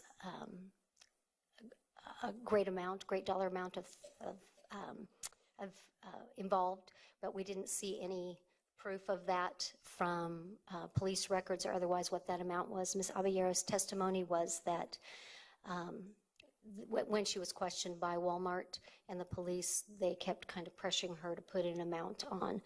And so we did feel that she made poor decisions, allowing her daughter go through her line, really it looked like it could have been suspect if the daughter was super couponing, why not go through another line? But we just were not confident in actually what the dollar amount was based on her testimony. I would like to say too that in the notes that you received, it says that the PPC recommended 7-0 for censure, but one of the members of our PPC had to leave midway through the morning, and so he did not sit in on this hearing, and so it was actually 5-0 with one member abstaining, not in favor of censure. Okay. Any questions? Ken? What does public censure consist of? Public censure basically means on the record, the PPC has admonished that there has been conduct that is not to the level of suspension or revocation of a license, but I guess the way to say it is it's unbecoming of a professional. That as a body of peers, we believe that it just needs to be noted that the decisions in this were not appropriate. Okay, thank you. So what's public about it? Well, these proceedings are public, and as I understand it, superintendents, if they are seeking information on employment options, that if they so choose to check the KSDE website, they can. I think I can more Thank you. more fully answer that question. So it does get reported to NASDAQ Clearinghouse, so all other states would be notified that Ms. Abayera had been publicly censured. So it is reported to all superintendents in the state. It is placed on the KSDE website. It does not impact a person's ability to go get a job. But a suspension and a revocation actually take action against the license. A public censure impacts the person. And do they have to notify that on licensure applications that they have had discipline come before When they apply for a job? If the district asks, if they ask. if they've been disciplined, if the question is that broad, then the answer would have to be yes. But future license applications, they would as well. They'd have to their license application to the state that they have been publicly disciplined. And also, Ken, as a former superintendent, I'll tell you that every time a decision like this is made and anything is revoked or done, every superintendent gets that every as a result of this action. So you may not remember years later, but the fact is that each school has gotten that information. Okay. Dina. Well, my question was pretty much what Ken asked, and I believe you answered it, was how people find out that she's been publicly censored. And but it's basically administrative arenas where that public censure gets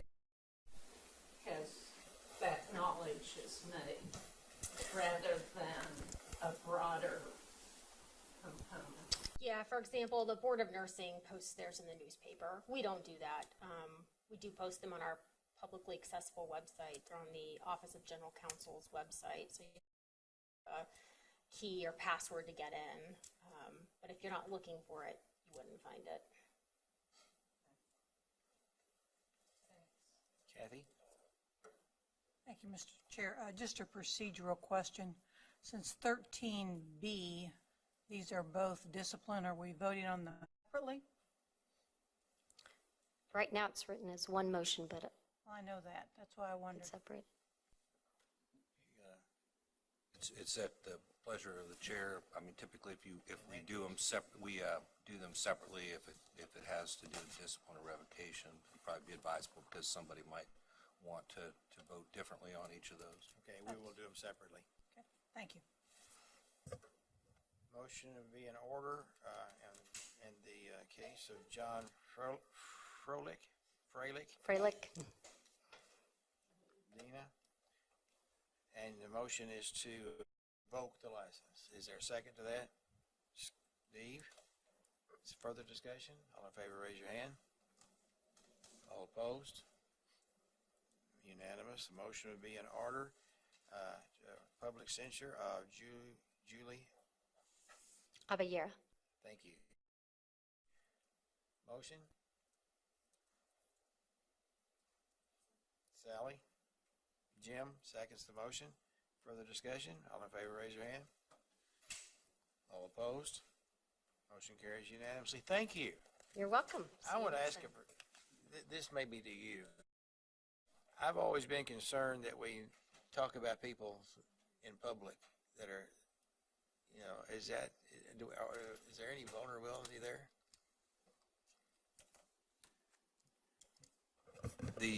It's one of the duties is to consider licensure, and you certainly delegate those administrative hearings to the PPC and to an administrative law judge, but you're making a public vote on something of licensure, and that's one of your constitutions.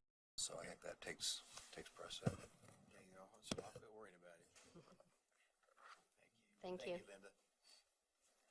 Now we're going to have everybody's on the Blue Ribbon Task Force.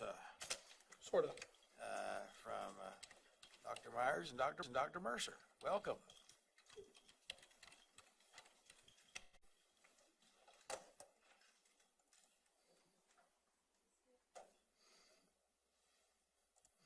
Alrighty, good afternoon.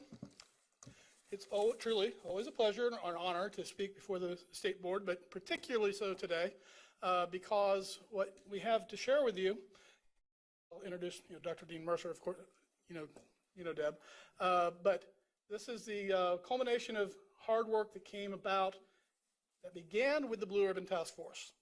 And so you recall last August you were provided the formal report from the Blue Ribbon Task Force, which had been tasked with the duty of following up from the Highway 36 tour Commissioner Watson had experienced when he went out across the state on one of his many trips across the state. And out of that work, we have 64 different recommendations came forward from the Blue Ribbon Task Force, which included a variety of items such as data cleanup, individual license areas to address, the creation of the Teacher Vacancies and Supply Committee, and 2 of your board members serve on that committee. And the theme that ran throughout the report, probably the strongest, was the idea of a marketing campaign to celebrate the wonderful profession of education, so as to meet the needs and providing a quality educator in every classroom across the state. If you'll recall, through the Blue Ribbon Task Force work, part of the data revealed that it's not so much a greening of the profession, a graying of the profession here in Kansas. It's not so much that all the baby boomers are retiring.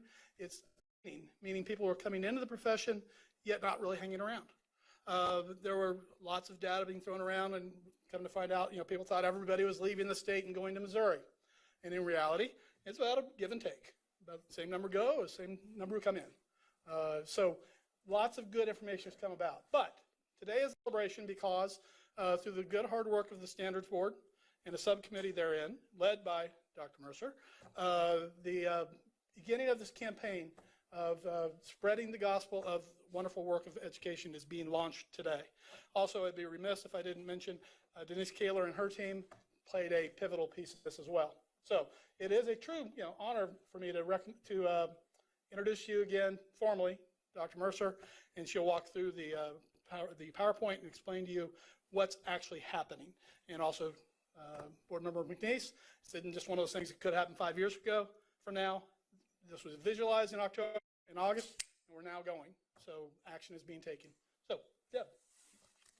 Thank you.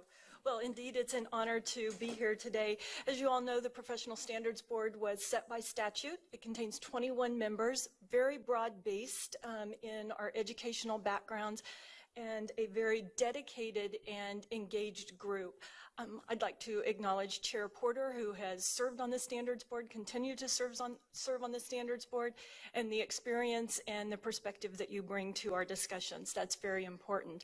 Our responsibility is to develop and recommend rules and regulations that govern our profession, admission into preparation programs, as well as ongoing continuing education requirements for teachers and educators.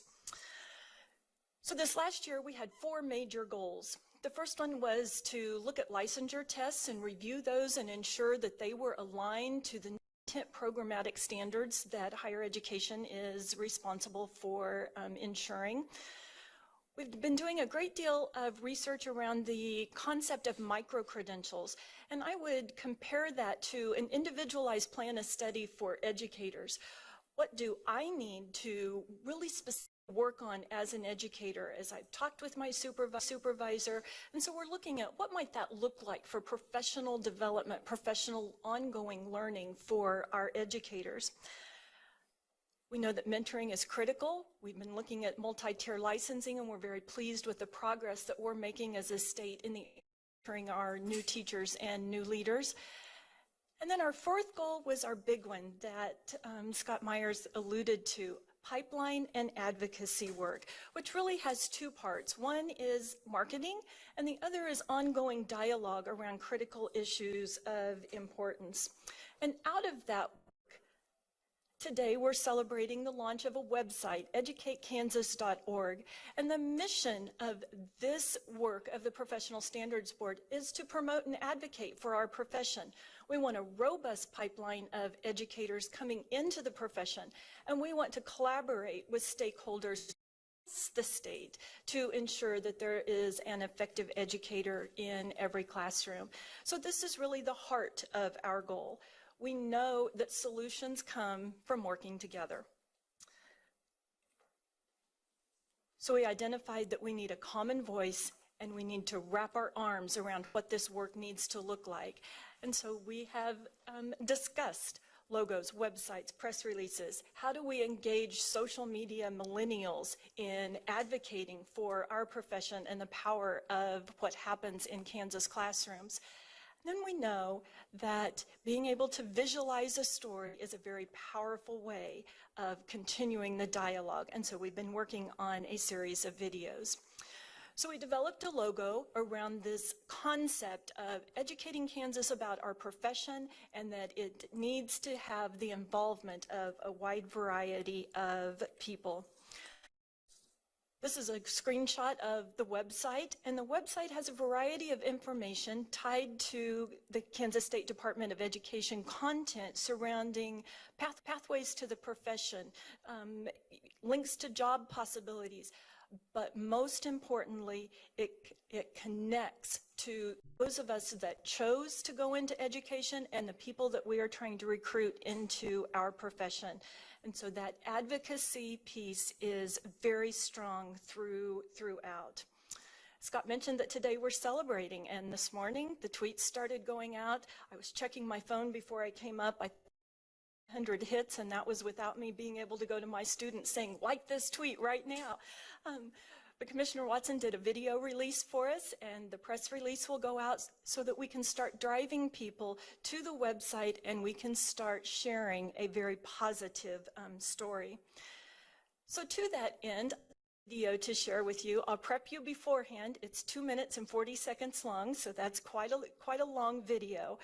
But we wanted the complete story told, and then of course we'll break it into pieces as it's shared out on social media via Twitter, via Facebook, etc. When I grow up, I want to be a hero, but not just any hero. I want to be a teacher. You might be thinking, but why in the world would I want to do that? Don't you know that teachers don't get paid well? Well, sure, but it's much more than that. Here are the 5 reasons why I want to become a teacher, and maybe you should too. Number 1, to encourage kids to dream big. Teachers are leaders. They have an impact on their students and can push them to be the best they can be. The sky is the limit! I mean, how cool is it that you could be training the next generations of engineers, politicians, and ice cream makers? I mean, think about it, people. Number 2, to make a difference in our world. As a teacher, huge influence on your students. You could be the one person in their lives that says, "You can do it!" How cool is it that you can let a kid like me know the potential that I have? You can help influence them to make the right choices and to help make our world a better place. Number 3, to as a teacher, you'll keep up with all the newest lingo, so the next time a kid says it's lit, you'll know exactly what they mean.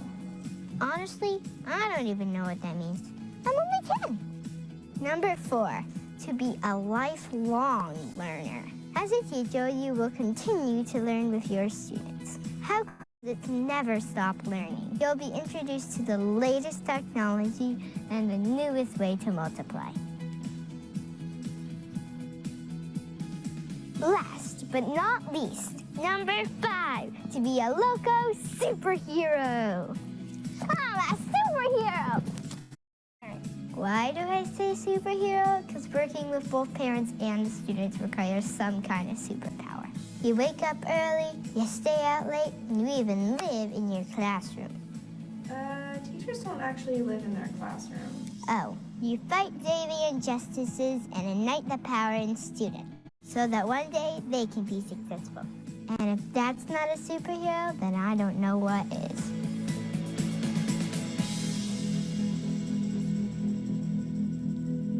So our hope is that people watch it, and what happens is what I saw happening there, that there was some head nodding, and that people share that. So we don't want it just within education. We don't want it just shared by educators, but we want it shared very broadly so that we can talk about the positive things that happen in our profession and the positive reasons that we chose to go into the profession. I mentioned a second series of videos. This is a young lady writing home to her parents. We wanted to ensure that we were really depicting educators in the broadest sense.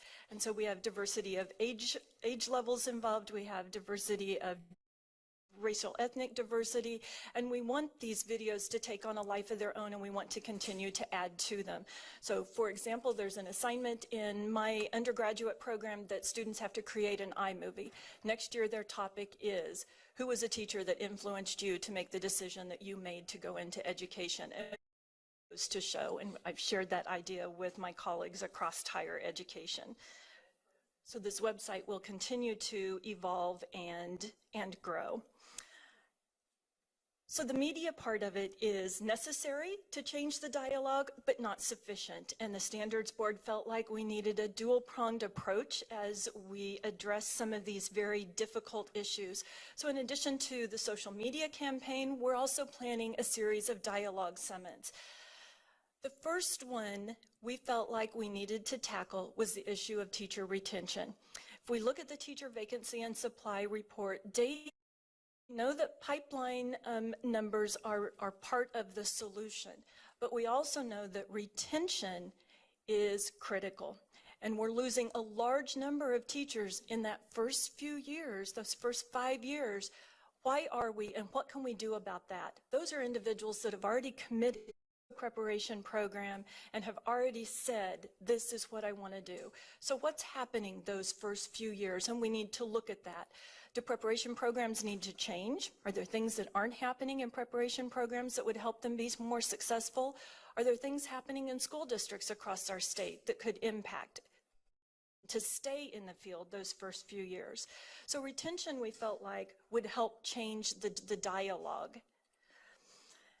So the first Dialogue Summit is scheduled for November 20th in 2017. It's at Kansas State University. We'll kick off with Commissioner Watson. Richard Ingersoll is the national expert on teacher retention. He is a sociologist from the University of Pennsylvania, and he'll be here with us that morning to share and talk about his research surrounding teaching working conditions and teacher retention. And so we're thrilled that he's going to be in our state. At lunch, we'll share a documentary we're working on currently of 5 first-year teachers that have video reflected every week throughout their first year, talking about the triumphs and the challenges and what can we learn from them. And then in the afternoon, I think is going to be the power of the conference. And that's Kansas that are making a difference in their own district will have the opportunity to share with the audience that we hope is very broad-based, and again, not just educators, but people concerned about education from all professions, as they share induction programs, mentoring programs that they have in their districts that they feel making a difference, so that we can begin to learn from each other and further engage in this critical dialogue. And then finally, it's not a one-time summit, but we hope to have ongoing annual dialogues around critical issues that will help strengthen our profession. We begin with retention, but pathways to the profession. We know now that we have 13, I believe, pathways. So I'm a paraprofessional. How can I become a licensed teacher? I have a biology degree and I'm in Western Kansas. What programs are there from me? So really focusing on that pathway issue. Micro-credentials and what does that personalized learning look like for educators. So we're excited about starting an initiative that will continue to grow. And then I'd like to conclude with, these weren't just ideas we pulled out of the air. They were very much data-driven. The Professional Standards Board engaged in intensive discussions over many months to say, what can we do that really changes the dialogue, changes the conversation in our state about our profession? So that field-based input was important, and as always, keeping the very highest quality standards in front of us as we talk the next generation of teachers was where our heart was. So I thank you. Scott, anything you want to add? Any questions, comments? Oh, yes. Tweet and retweet. Thank you. Are there questions? Sally? Mine, I keep losing my information. I have to get back on. Great presentation. Thank you. And as usual, you've done an awesome job. Thank you. Thank you, Sally. I actually want to go back to your first slide when you start introducing. And one of the very first things that you had on there, that the Professional Standards Board, can you go back to your first slide? Nope, that wasn't the first one. That wasn't the one I talked about either. Keep going. That's the first one. Okay.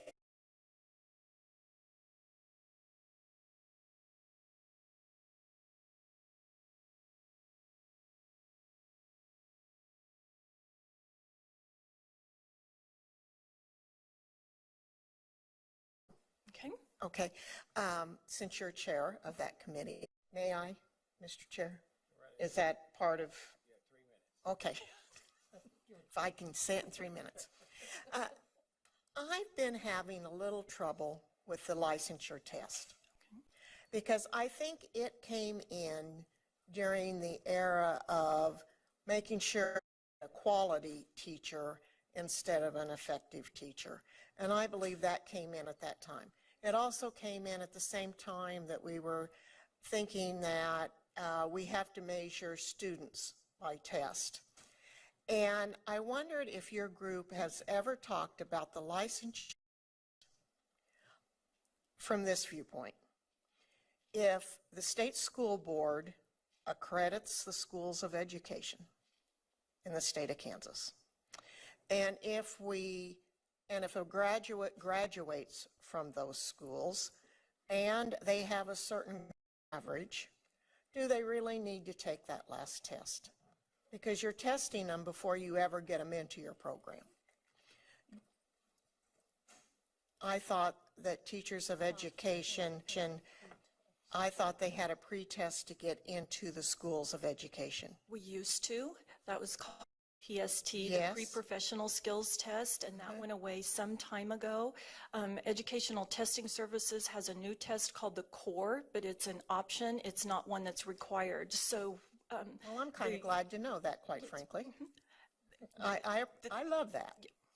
But I'm also the decision by the state board a few years ago. Oh, good. Well, maybe it happened when I was complaining and missed it. Sometimes that happens.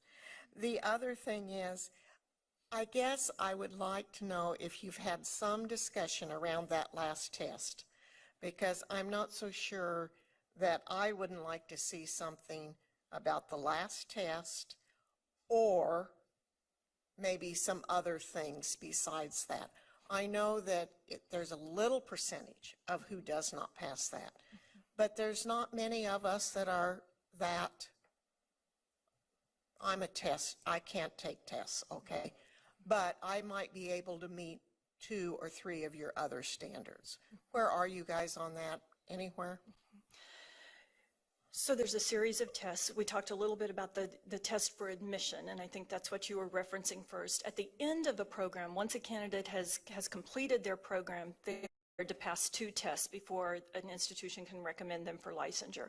One is very much content-based. Do you have the biological knowledge to be a biology teacher? And that's what this bullet references. As new standards are developed for higher education programs in education, is the test still aligned to the new standards, or do we need to select a different test based on the standards that the state board approved? So that's what this references. There's also a Principles of Learning and Teaching test that all candidates must pass, and that is more focused on learning and pedagogy, not content. So all disciplines take that same pedagogy test. So there are 2. In addition to that, all candidates complete a work sample, and that's when they go out and they're teaching in the school, in a classroom, and there's a pretty set protocol that candidates must adhere to, whether that's using the state KPTP or something developed at the institution. So there are those 3 in combination signs of having met the standards at the end of a program. No, those are the 3 items: the content test, the pedagogy test that are both standardized at the national level, and then the work sample that's required at the state level. So Okay. all 3 of those have to be completed successfully, or I can recommend someone for license to the state board. Okay, well then, what is the other tests that people have to take to practice? Is it praxis? Praxis. So praxis is the content test. Practice. So, right. Actually, it's a praxis 2 with a Roman numeral 2 is what it looks like on ETS's website. That's how they reference it. So praxis 2 is the content test. And that's what we get the complaints about? Or are we getting the complaints on the? I don't. It's a practice. know where the. I hear, and again, it's a very small portion, but it's the praxis content test that some people have taken multiple times and cannot pass. Okay, and so elementary has one also? Yes, there is an elementary content test as well. I've got to rethink. Okay. Okay. Ann? Thank you. I really like to focus on pipeline. It seems to me like we've got some ready access pipelines out there called career paths in high school. And I know in some places Latha, they've gone as far as they have a teacher academy that kids can apply for in 8th grade. What are we doing to encourage more schools, one, to offer a teaching career path, and then to encourage kids to get into it? Because that's ready-made stuff right there. What are we doing with that? Absolutely. So there's this organization called Educators Rising Right. that focuses on that. I think institutions of higher ed are reaching out saying, what can we do to help support that pathway, just like we are with other pathways. But I agree, that's a pipeline that is gaining momentum and that we really want to encourage. And I think it's critical that we change the dialogue in our schools saying, you'd be a great teacher. Have you ever thought about that? I saw how you just helped your partner. Boy, you're already teaching, aren't you? I don't know that we're as purposeful with the opportunity that we have to touch every single child in a class. Well, that's what I'm talking about, though. Could we be more intentional? Because I don't think these ads are reaching to that high school population at all. And anyway, I believe you're right. I think we could be more intentional. Okay, and are we working with, I don't know if they still have it. Does KU still have? They do. And are we encouraging other universities, or do they do the same thing to take people who are getting like engineering degrees and say, hey, why don't you get your certificate along with your engineering degree? That's a ready-made pipeline as well. Absolutely. KU a large grant to get that started, and so they were able to pay for all the education classes for their science majors that might be interested in adding a license to teach. A variety of institutions use the restricted license pathway, so someone that has a biology degree or a chemistry degree can come back through a graduate level program and in 1 year have their license to teach. So the You Can Teach tends to be a longer program than 4 years. Other institutions can do it in a different type of way using that restricted license in about the same time length. Are they doing it though? Absolutely. So there are restricted license pathways in a variety of institutions across our Are they state. recruiting kids with those degrees to say, hey? I believe so. I believe so. I can speak for K-State and Fort Hays, two institutions that I have more intimate knowledge, and yes, both institutions are reaching out to others and providing the information of this is what the pathway for you looks like. Okay, and then who is your target market for these ads, and how are we driving traffic to the site to see them? So we want a broad-based audience. So as I mentioned earlier, it's fine to share Kansas State University, and most everybody that follows the College of Education is also an educator, which is fine. It starts the dialogue, but we want to push this out so that it goes out to individuals. So if every student at Kansas State University shares it within my College of Ed, then suddenly it's mushroomed out much broader. So it's starting within the silo, but we do want a broad-based audience. So KSDE has reached out to Chamber of Commerce's and business and industry leaders that they have access to, and so we want it broad, and we'd welcome any ideas for spreading the word. Do we have a strategic plan to get chambers of commerce to do this? And to say I'm dependent on my ed students to get this out is not a great plan. Well, it's a start, but it needs to go beyond that. I would absolutely agree.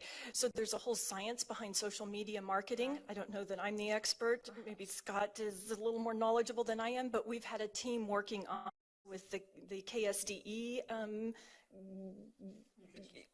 communications and the communications person at K-State that's helping develop that plan and what does a campaign look like. So it's fine that one video comes out and we all smile and say, yes, this looks good, but we have to keep that alive and we have to keep driving people to new pieces of information. And so that's part of that ongoing year-long strategic social media plan. Yeah, because I know we had a letter, and I think Jim or Randy, one of the two, responded to it from somebody who really wanted to be a teacher, and they were so discouraged they were about to give up because they were just running into roadblocks, and they weren't aware that there were 13 pathways to get there, and they thought there was just one. So I don't know how we fix that, but communication is what we spend so much time on, and it's what we can always do better. And this is the piece that's been missing. We need to do more, obviously. We've not harnessed the power of the multimedia yet. Yeah. Quite the celebration. You know, going- Right. Well, in this case, we had somebody who was gung-ho, really wanted to teach, but they thought that really the pathway was blocked for them, that they just weren't going to get there. And actually, it was a simple, now they contacted us, there was a simple solution. And it was already there. That happened. We're running out of time, but we have several more questions, so I'll ask everybody to, that's us. Okay. So, but everybody that has requested a question will be given the opportunity to do so. We're starting with Steve. Thank you, Mr. Chair, but I will reserve my time for another time. Thank you very much. Thank you, Steve. Jim McNeese. Start. Thank you. You know, this is the start of It is a an start. endeavor that didn't exist, 6 months ago. So it's a good start. And I like the goals that you have in terms of looking at licensure test review. And Sally asks a good question. You know, is that a good thing for us right now? You know, when we started out, everybody, kind of accountability and a lot of good reasons, but, always good to review it. Multi-tier licensing with mentoring, an important part of our budget proposal to the legislature. We know how important mentoring is, especially in the first 2 to 3 years. It's essential, to keep retention. But here we are with pipeline and advocacy. And, I'm going to pick on Ann for a minute. You can make a lot of suggestions here, but I'm going to give you one big one. How about we have our leaders in the state of Kansas talking positively about education? The narrative right now is about efficiency, and usually it comes down to teachers are wasting our money. They're not. They're not wasting our money or our time. They're changing lives. They're superheroes. Where's the narrative across the state that says education is probably the most important thing we provide as a society to our youth for the future? And I don't know if these guys that are all about there's too many administrators, too many of this, and they're wasting money, realize that narrative plays so poorly within the schools, but also within our youth, looking at this as a future endeavor, and so I wish there was another bullet there, getting our leaders to understand their role in enhancing and providing for a positive and great future for our children through education, and that education is provided by teachers. So maybe another line there. But thank you very much. What a great start. This is taking the recommendations of our task force and putting them in an active form, and I'm glad to see that. Thank you. Thank you. Thank you, Mr. Chair. I want to thank you also for the work that's been done on this and talk a little bit more about the pipeline and the advocacy, because right now your videos are kind of targeting, looks like kind of a college age group, and Ann's idea of second career folks through chambers and that kind of thing. And then, the Educator Rising group is, as you said, it's kind of making a comeback, which is a great thing.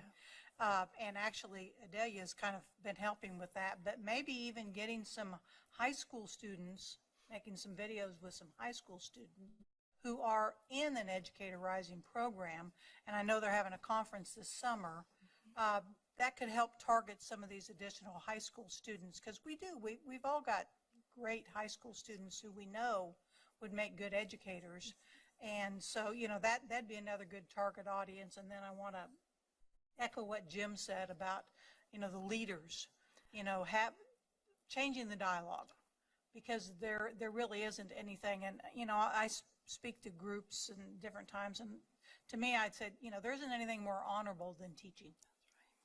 And we've got to talk about that more. Sure that folks understand that, you're preparing the future. I mean, how else do you get better than that?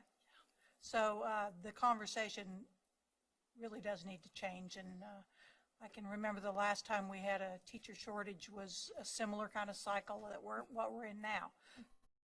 Get out of the teacher shortage, we got to do several things, but one of them is we've got to change the dialogue. So, any help that we can get, and videos, whatever, with social media. I think social media is such a powerful tool now. Again, if you know how to use it, which I know we have experts around. We do have experts. That can help us But thank you for your work, and it's certainly moving in the right direction, so appreciate it. Thank you. And I'll say brilliant idea. We had a couple of our professional standards board members that said exactly that. I can have my students create videos. And so again, we want to launch it, get it started, and then we want to nurture it, grow. You know, I might echo and you kind of mentioned as far as the diversity, but certainly in some of our Educator Rising classes right now, we've got a lot of diversity because in a lot of our schools, we are always looking to increase the diversity of our teaching population. Well, the diversity is in our schools. So let's target those students by working with that group there and encourage a broader, diverse group of folks to go into education. Thank you very much, and we look forward to continuing this discussion as we look at the other recommendations of the Blue Ribbon Task Force. Thank you very much. Thank you. At this point, Mr. Gifford is going to make a presentation on civic engagement initiatives in our schools. Welcome to the State Board of Education, sir. Well, thank you. I appreciate the opportunity to kind of update you on what's going on around the Civic Engagement Initiative. And since we talked about this last, we've embarked upon training and information sessions around the state. We had originally 90 schools to run a pilot program. Of those, 50 or so actually participated, and just over the last couple months, we've done information and training sessions involving over 30 schools in the process. So the goal is to get all of our students on this pyramid, either to be personally responsible citizens, participatory citizens, or justice-oriented citizens. And we need all of those, not just one of those, to run a republic like ours. And so, as I mentioned to you the last time I talked to you, we have these 6 proven practices that we've adopted as the goal for our civic learning. So, making sure that our kids get rigorous instruction in history, government, law, and democracy, making sure they're having discussion contemporary current events in their classrooms, making sure that learning in the classroom is spilling over in the community, or the community service is actually spilling back into the classroom. So service learning, not just community service. That extracurricular activities aren't just running out on the field and playing ball, or meeting in a holy huddle somewhere, but are actually in the community, engaged in community service activities in the community. That student governments have been empowered, and they're sophisticated and are effective, and that the students have an opportunity to participate in simulations of democracy throughout their K-12 experience. And so we've created an award system based on these systems. So schools will be able to show us that they're working on these things by these 4 categories: professional learning, implementation of a program or a project or a curriculum, outstanding student performance in one of these areas, History Day, whatever, there are many programs, and then recognition from an entity, not the school district, that says, hey, these guys are doing some really cool stuff, you should pay attention to them. Okay? So what schools can probably be doing now, and I shared this with curriculum coordinators just the other day, staff professional learning around civic engagement, making sure that their staff knows what's going on, reaching out to community partners, looking for opportunities to be civically engaged, encourage their student organizations and sponsors to actually look for opportunities to serve in the community, and then look at how student voice is heard in their school and whether or not schools actually give student voice any credibility or credence. I always tell the story that while I was at school, the student body president won the student body presidency election by pulling his pants down and having vote his underwear, and he won. And he was probably a good candidate because all the student council did was actually plan parties. They didn't actually have any real student voice anyway. So to actually give the student council student voice is probably a way to get kids a job. That's not an autobiographical story. That is not. It was not me. But I did witness it. I can tell you, scarred, but I did witness it. And then to begin to create the expectation of civic engagement in your schools. And I know we had conversations earlier about the fact that we need to develop a culture of civic engagement in schools so that schools are the place where kids can get civically engaged. It has to be an expectation. So the way this will work is the school in August of this coming August, we're going to push out a bunch of guidance and programs and rubrics about what the expectations might be, how you might demonstrate what you're doing in civic engagement at your school. So schools will monitor what they're doing over the course of the year. In the spring, the schools will be asked to provide evidence that they have done these things. Then the applications will come together and we'll separate the application out into practice. So practice 1 will be scored by a team of experts who are looking at rigorous study in history, government, and law. And they're saying, okay, this school is, at this level, this school is at this level. We'll do that for all 6 practices. We'll push them all together again and we'll calculate the scores. And then we will select, and we're still working about whether we want the top 20% or the top 5 schools or whatever, elementary, middle, and to give the Civic Advocacy Award in that summer. And then we would notify the schools in the fall of the next year, and then we would bring them to Topeka and have a celebration here on Constitution Day, September 17th. 2018. Right now we're in the process of eliciting partners for this to make this a really big deal. We're hoping to gather some funds and in order to make this something that the schools would really want to do. So that's where we are right now. Any particular questions for me at this time? Are there questions?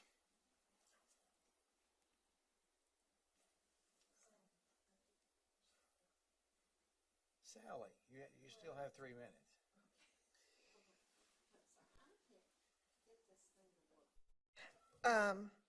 I want to go back to the slide that you had, reach out community partners. Since I'm not, I thought it was like the second or third. Okay. Don, I'm almost an advocate or almost a dog on the bone, but reach out for community partners. As I've traveled with the commissioner, and as we've been in schools, and as I've talked to civic groups, I don't think people have a clue what it means to be a community partner. I don't think anybody's defined it. I don't think the partners understand what it is to partner with the school, and I don't think the school knows how to partner. Like, okay, Lions Club and Rotaries and service clubs have a kid and they tell what's going on at the school. And they consider that community partners. I don't call that community partnership. So I don't know if I have this vision of what community partnership is different than what you're expecting community partnership to be. Yeah, if that's the definition, that's a pretty low bar to set. I think we're expecting a little bit more. We're actually expecting schools and community and organizations to actually work together to create civic engagement opportunities for the kids. That is, this isn't about a one kid goes. This is, as a matter of fact, the award actually rewards districts for giving most of their kids. As a matter of fact, in the rubric it says, is this program for some kids, many kids, most kids, nearly all kids, and because we want to create that. Generally, what happens with community service is some teacher goes out, finds some cause, and does all this work and gets it all going, and then 5 years later, 4 years later, 3 years later, she's gone, and the system is collapsed. So at some point, we have to create in the districts a culture of civic engagement so that that isn't the way service learning and community service is done in the district. Okay, well, this is my idea. You have this rubric that you send out to the schools. I think that rubric needs to be sent out to every service group in the state of Kansas so they understand what we're getting at.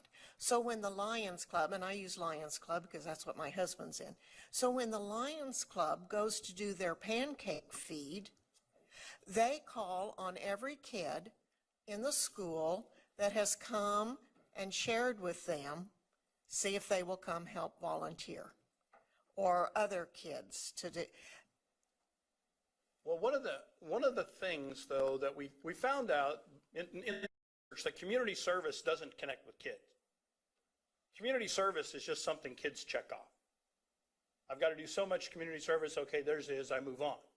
But service learning actually moves on. Well, there's a learning outcome tied to what they do, or that they get something from the service that they actually provide. If there's a tie between the school and the community, that's when kids develop this empathy or this feeling of investment, which is what we're really striving for. Because the truth is, we can get kids involved, right? We can get kids do things, but we can't get them engaged. Once they leave us, they have to want to do these things. So we have to figure out the way to create that in our students. And one of those things is to give them meaningful community engagement so that they can say, hey, that was pretty cool. I like that. No, I agree with you. And it's not something that we're going to fix next week or the week after or the week after. It's going to take a very long, sustained, prolonged effort. That's why we have the Civic Advocacy Network. These guys, this initial class, these people who win this award first, they can't re-apply for 3 years. And the way they do get back in is to help other groups in. So they have to go out. They have to advocate for civic engagement among other schools in order to stay in the network. So these first few schools, they're going to get the rare advantage of being the inaugural class, and they'll be able to just stay in forever if they can continue to advocate for the policy. So that's the theory behind it. So. Okay, Kathy. Thank you, Mr. Chair. Go to, I think it was the next slide, I'm not sure. You know, you've got the 6 practices and you've got all of those things that go on, and I really appreciate your work on this. I think it's got real potential. My concern, I have seen programs that start out good, and what ends up happening is the people who get the awards, whether it's individual teachers or programs or schools, are the ones who know how to write a good application. They're not necessarily the ones that are really doing the things that the program intended. And I like your distinction between community service and service learning. And I hope somehow that can come across in, you know, this evidence or whatever it is that the programs and the schools are going to be doing, that it really is a service learning concept versus let's just see how much stuff we can put down on a piece of paper. Oh yeah, so-and-so did this, and oh, didn't you do that? Well, the good news is they're limited to 2 pieces of evidence in every category. So they have to think, okay, what's our best evidence that impacts the most kids? Because on the rubric, that gets them the most points. Can they game the system? The only recourse we have is to trust the professionals who work in the district and say, you know, we trust you to be on your on professional behavior. We trust your ethics. Sure, they could lie to us, and we wouldn't have any. And you know, and I'm not going there. I know. want folks, I just want this to be something that really recognizes the schools that are doing the service learning. Yep. For doing, and they have a culture of service learning versus individual discrete things that are teachers' pet projects. So that what they're essentially is building capacity for service learning as far as a culture of the school rather than individual things that, you know, is somebody's pet project.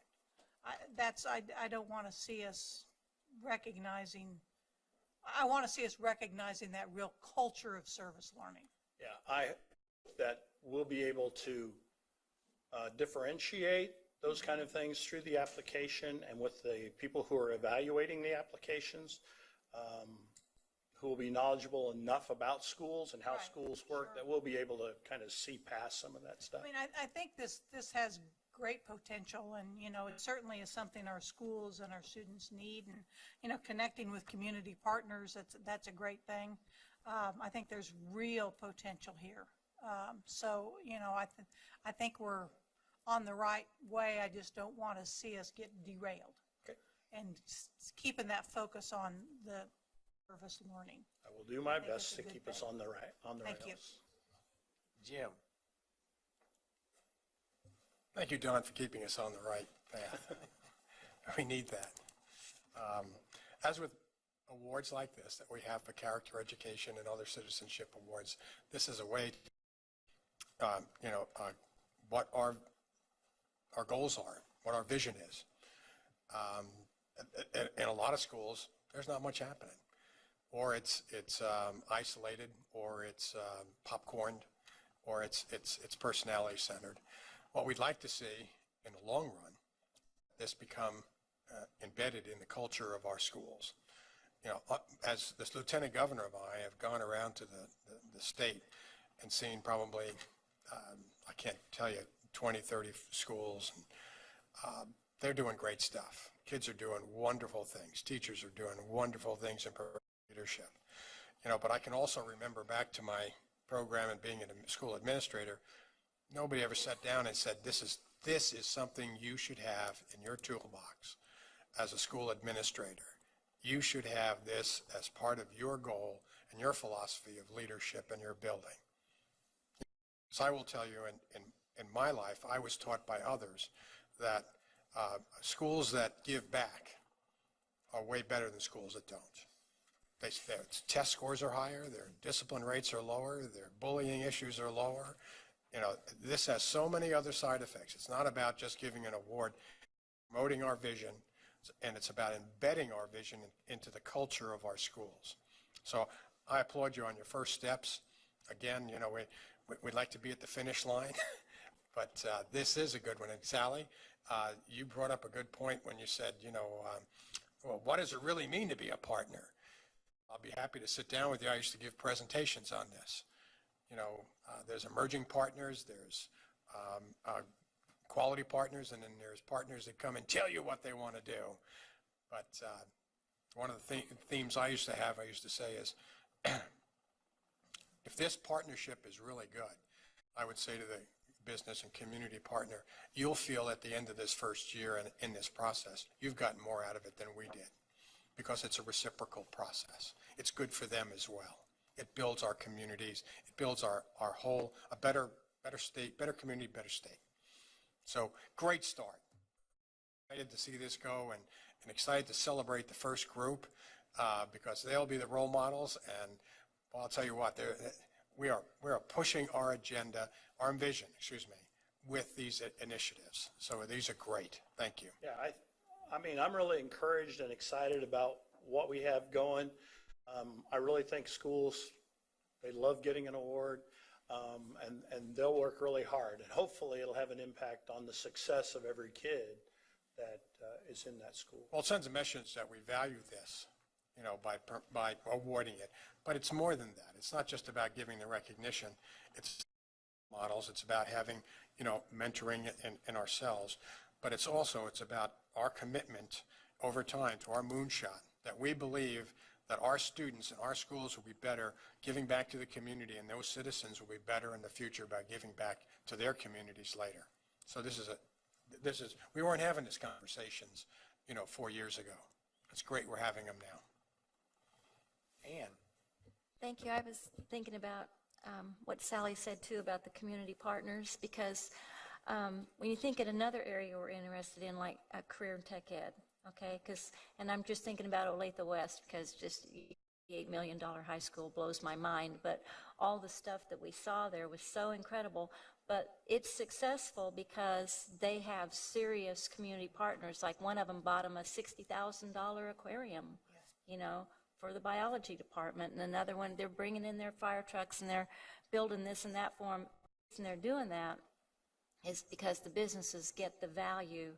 They know that in the long run, they're going to get the trained workforce they need, and so they're feeding it and feeding it and feeding it. So I'm trying to think of what the corollary is here. How do we build those quality? How do we get the community to see what the long is so that they invest, that it builds on itself? And I'm not saying I have the answer. I just think the schools have to show the value to the community and show them, what they're going to get out of this whole thing.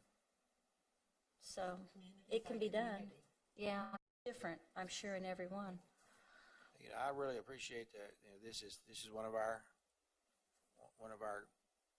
missions, and I appreciate working on this and the fact that we are actually engaged in implementing the mission and the standard. Thank you very much. Thank you, sir. Thank you, Jim. Bill, Coalition of Innovative School District, specialized certificates. The applications were in the materials that were sent to us. Welcome, sir. Thank you. Glad to be here again. Welcome home. Thank you. Glad. So,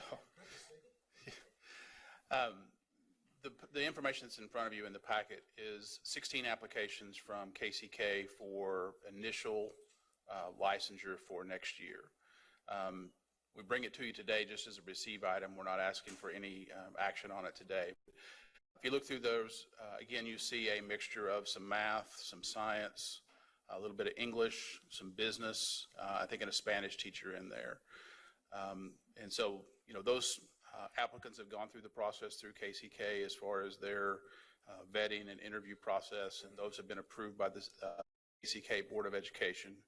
They've also been approved by the Coalition Board of Directors. We met in a special meeting last week to take care of that. I do know that right now I'm working on an applicant from Marysville that could also slide into this category. We're trying to investigate if I can get her licensed another way through the department, or if my best avenue is through a specialized certificate. I will be presenting that to the coalition this week. We have another coalition meeting, and that could be in front of you in the month of June as well with that applicant. The thing that I'm working on, in Marysville, I don't have the same resources that KCK does with their program. So I'm working with Greenbush and probably trying to reach out to some other community or some other university partners to try to figure out what a viable program would look like in Marysville to support this potential teacher. So that's something critical to support. I understand that. That's been very clear, hasn't it? Yes, it's been made very clear. And, I'm looking at a teacher. Right now she's an emergency sub in a district. She's been planning lessons. She's been managing a classroom for some time. Okay, and so we're trying to figure out how to honor the things that she's been doing, support her enough as we go forward so that she's successful. So I don't know exactly what it's going to look like when it's all said and done, but we want to try to put something in place that is specific to what she needs to make sure that she's effective. Well, I appreciate you bringing this to us at this time, because in the past we've had to suspend our rules, and we don't like to do that except in an emergency situation. This gives us time so that in case we were to reject one or two, correct, they have some time, whereas before it's kind of like it's been the last second. I appreciate it. Correct. And I think, like I said, I think when I come back to you in June, I'll have that other piece. And if we need to, we'll figure out how we have to deal with that when that I appreciate you time telling comes. us that now, because that puts that on our radar. Are there any questions? If not, thank you. That was easy. Yeah. Well, we're not always really bad, so. So, thank you. Let us return at 10 minutes after 3. Started. Mr. Dennis, enlighten us.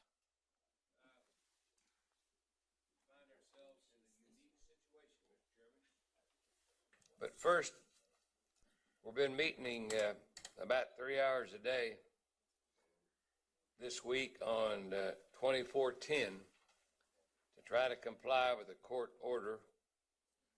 And the progress we're making is exceedingly slow, but we're making it. But you gonna give them going around. I want to just mention a few things to you that some of the things you kind of halfway know they're coming. There's some that come up that you don't know they're coming. And we had some of those today. It depends on who's offering the amendment and so forth. But on the sheet we're giving you now, it's just a summary page. The printout hadn't changed yet, but a lot of technical things has. And you can look it down through that. And there's not much change on the front page except transportation, about the fourth bullet in the bottom, see that transportation? They had a hold harmless clause, and the chairman didn't want it to go forever, so they put a 5-year cap on it. Well, it don't make no difference. It was only 1.6 million out of 100, and in 5 years there won't be anybody under the grandfather clause anyway. So it was not a big deal. On page 2 of the sheet, down about 3 bullets, the amendment was made today, a couple hours ago. Remember, under the focus and priority schools, we had 3301, 66 of another, made a total of 99. Well, he didn't, Mr. Karlsky, former superintendent up at Holton, now he represents Tonganoxie. He didn't like it that it was so out of date. He wanted it more up to date. So he changed that today to the lowest 100 schools in student achievement are eligible for the tax credit scholarship. That's all that's for the tax credit scholarship. So we identify those. The other one, it's going to be more complicated. And this vote was 8-8, and the chairman broke it. I believe this is the right one on the proportion. Mr. Arnn come up with the idea that whatever we get in general for at-risk, whatever percentage that amounts to, they ought to get an equal percentage of a local option budget. Now, there's a phase-in, which is one of his favorite things. You're going to phase it in. It won't get there for a few years. But it starts out, for example, let's say, for example, we had 20% of the general fund is made up of at-risk dollars. Okay? So 20% in about 4 years, well, or 3 years, will have to be, LOB will have to be spent on at-risk. But he phases it in. The first year is 25%, then 50, then 100. And there's a little challenge involved with this because the LOB don't go up the next years. Remember, under the local option budget, there's a base of $44.90. So until you get above $44.90 in the base amount per pupil, it don't go anywhere. Oh, it could go up, down a little bit, but in essence, it's flat. So the LOB is flat for the next 3 years, but you've got to spend 25% of whatever the percentage is in the general fund for at-risk. In the next year's 50, then 100%. So in 3 years, whatever percent you have for at-risk, that equal percentage will have to be spent out of the LOB fund. And 8-8, and the chairman finally broke it. He sat there quite a while, and he finally broke it, and they approved it. Now, when you get out on the House floor, anything that close, when you get out on the House floor, you could have a different ballgame on that. But I don't think a lot of the committee members understood, and they had a lot of on it, and it went forever. But that you're taking dollars that's being spent for something now worthwhile, and you're going to put it in at risk. So you're going to have to cut something else to do that. The other thing that I don't think a lot of them understood, and we've explained this 2 or 3 times, but remember about 3 or 4 years ago on at-risk or on kindergarten, all-day kindergarten, they said you could use at-risk money for all-day kindergarten. Well, when you fund all-day kindergarten, that releases that money for at-risk. So there will be a substantial increase in at-risk dollars available. Nobody knows exactly, $20 million or so, that'll be available. So if you have a high percentage of at-risk kids in your district, whatever dollars that generates the general fund, well, then in 3 years, you'll have to have an equal percentage in the LOB fund at risk. You transfer it to the at-risk fund. And when you get money over in the at-risk, you can only spend it for at-risk. Yeah, John? Then what would happen if your at-risk demand went down? Would you have to give the LOB money back? Well, if the at-risk goes down, theoretically your dollars will go down and your percentage will go down. So you give the LOB money back? No, each year you recompute it. So if say your percentage in the first year is 20%, and for whatever reason next year it's down to 18%, well, you drop that percentage always on the preceding year. You drop the LOB requirements too. So it'd be recomputed every year. So, yes.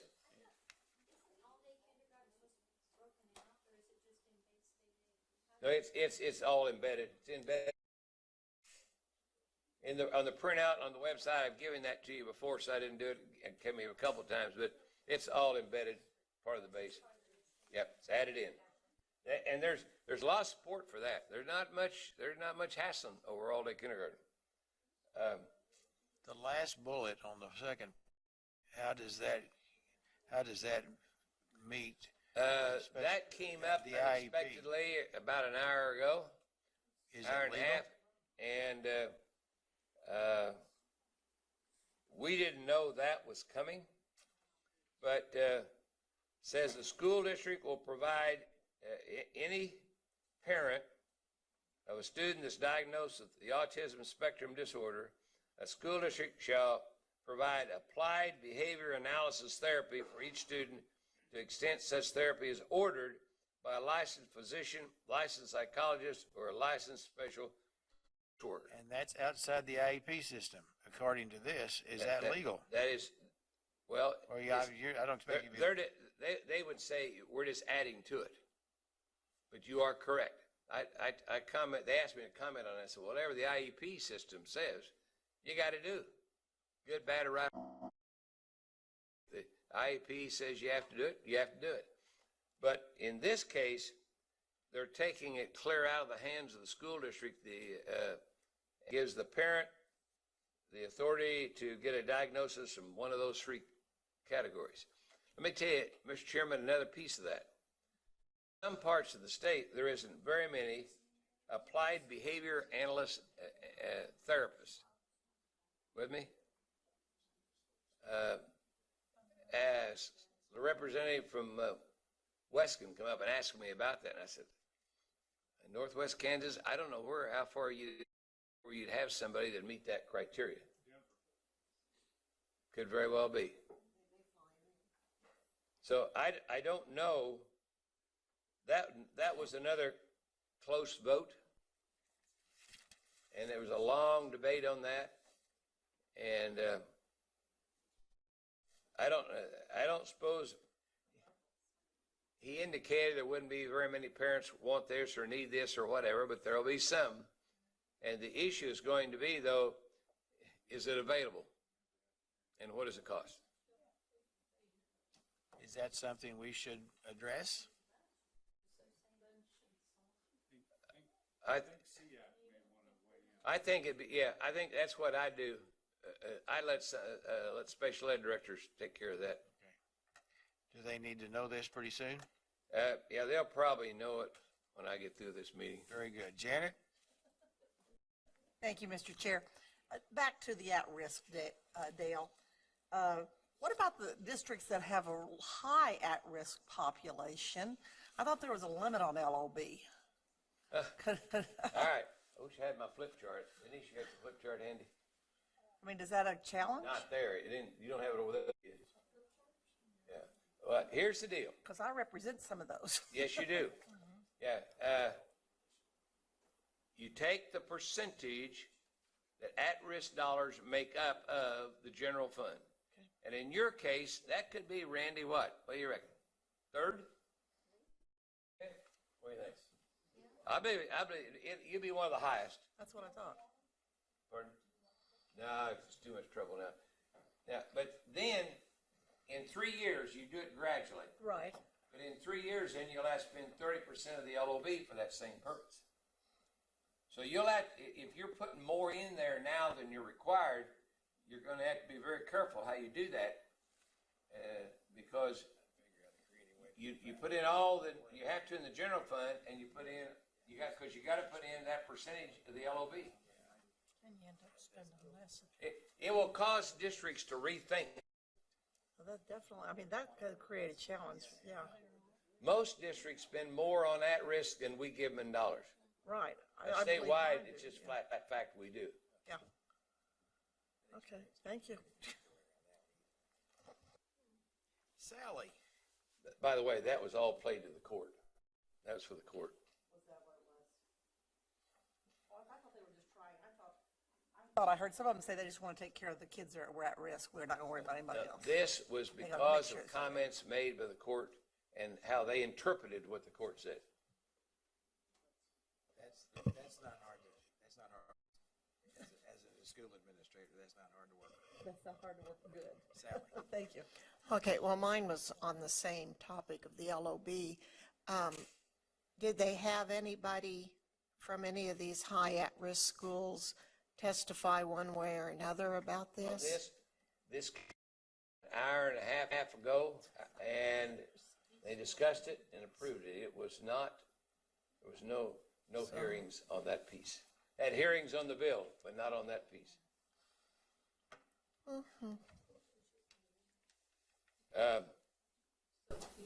Do we need to take a position? It was on the right. No, on the LOB. I really think that superintendents are putting more into at-risk than they're getting now. I think It's like Mr. Porter said, one of those things that you do a lot of work and nothing happens. what we'll have to do is, we'll set it up, and if we have enough time, we'll set it up, and they're forced to comply with the law. And so, the other piece that I think is something that you may want to think about is. Yeah, we have another question. Okay, another question, okay? Okay, but, you know, I've been in education a long time, but I've been out for a while. So what is applied behavior analysis therapy? Randy wants to answer that, I think. I'm not real sure. It's a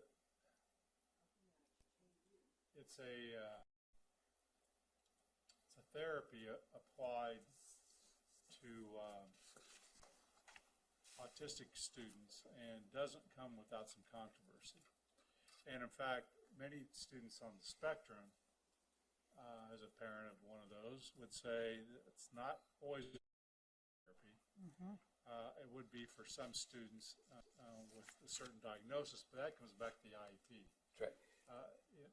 Make that determination. Yeah. Well, and isn't this, I mean, because typically you haven't designated a specific type of treatment for a broad disorder. No, you shouldn't, because it depends on the child. No, and Randy mentioned, in that spectrum, there's such a wide variation, and how to serve those children is through the roof. And this would be, the parent have to request it, and there have to be a professional of those three categories there, physician, a psychologist, or a specialist in clinical, or specialist in clinical social work would have to say this is what that person needs. So That's fraught with issues. see. Really, the difficulty will come in the IEP, the IEP team. Absolutely. I think the danger in this is specifying a specific treatment for, in law, Yeah. for a condition that is widely varied would be similar to prescribing a medical treatment for a widely prescribed issue. It's not a bad program, but it. For the right people. Yes. And the right student. Yep. Yes, I mean, yeah. It's difficult. The autism spectrum, it's like any other disability, whether it's hearing impaired, dyslexia, any other, there's a wide range of disability. And anytime you try to specify within a specific disability, this is going to be the treatment option, it would be like saying, here's the treatment option for cancer. There's lots of different kinds of cancer. So it's a good thing. It just doesn't have uniform, right. So one of the things that's most scary about it is you're kind of diagnosing it in law. And that'll be a problem. And if you come up with that in Northwest Kansas, I don't know when you're not, there'd be anybody in Hayes, I don't know. That would be, but there probably wouldn't be any place close in Northwest part. This comes to mind. The other one, Craig, we give him 42. Here's the language on Senate Bill 42, and Mr. Porter is an expert on this one, I think. They're meeting right now. They may have adjourned now. They're meeting right now. Here's what happened. The House approved the conference committee report, and the Senate rejected it. So that means they have another meeting, and they're meeting, as I imagine, if they're not, they may have adjourned by now, but they are meeting as we speak. And it's the same thing. It's kind of, for lack of a better term, nose under the tent.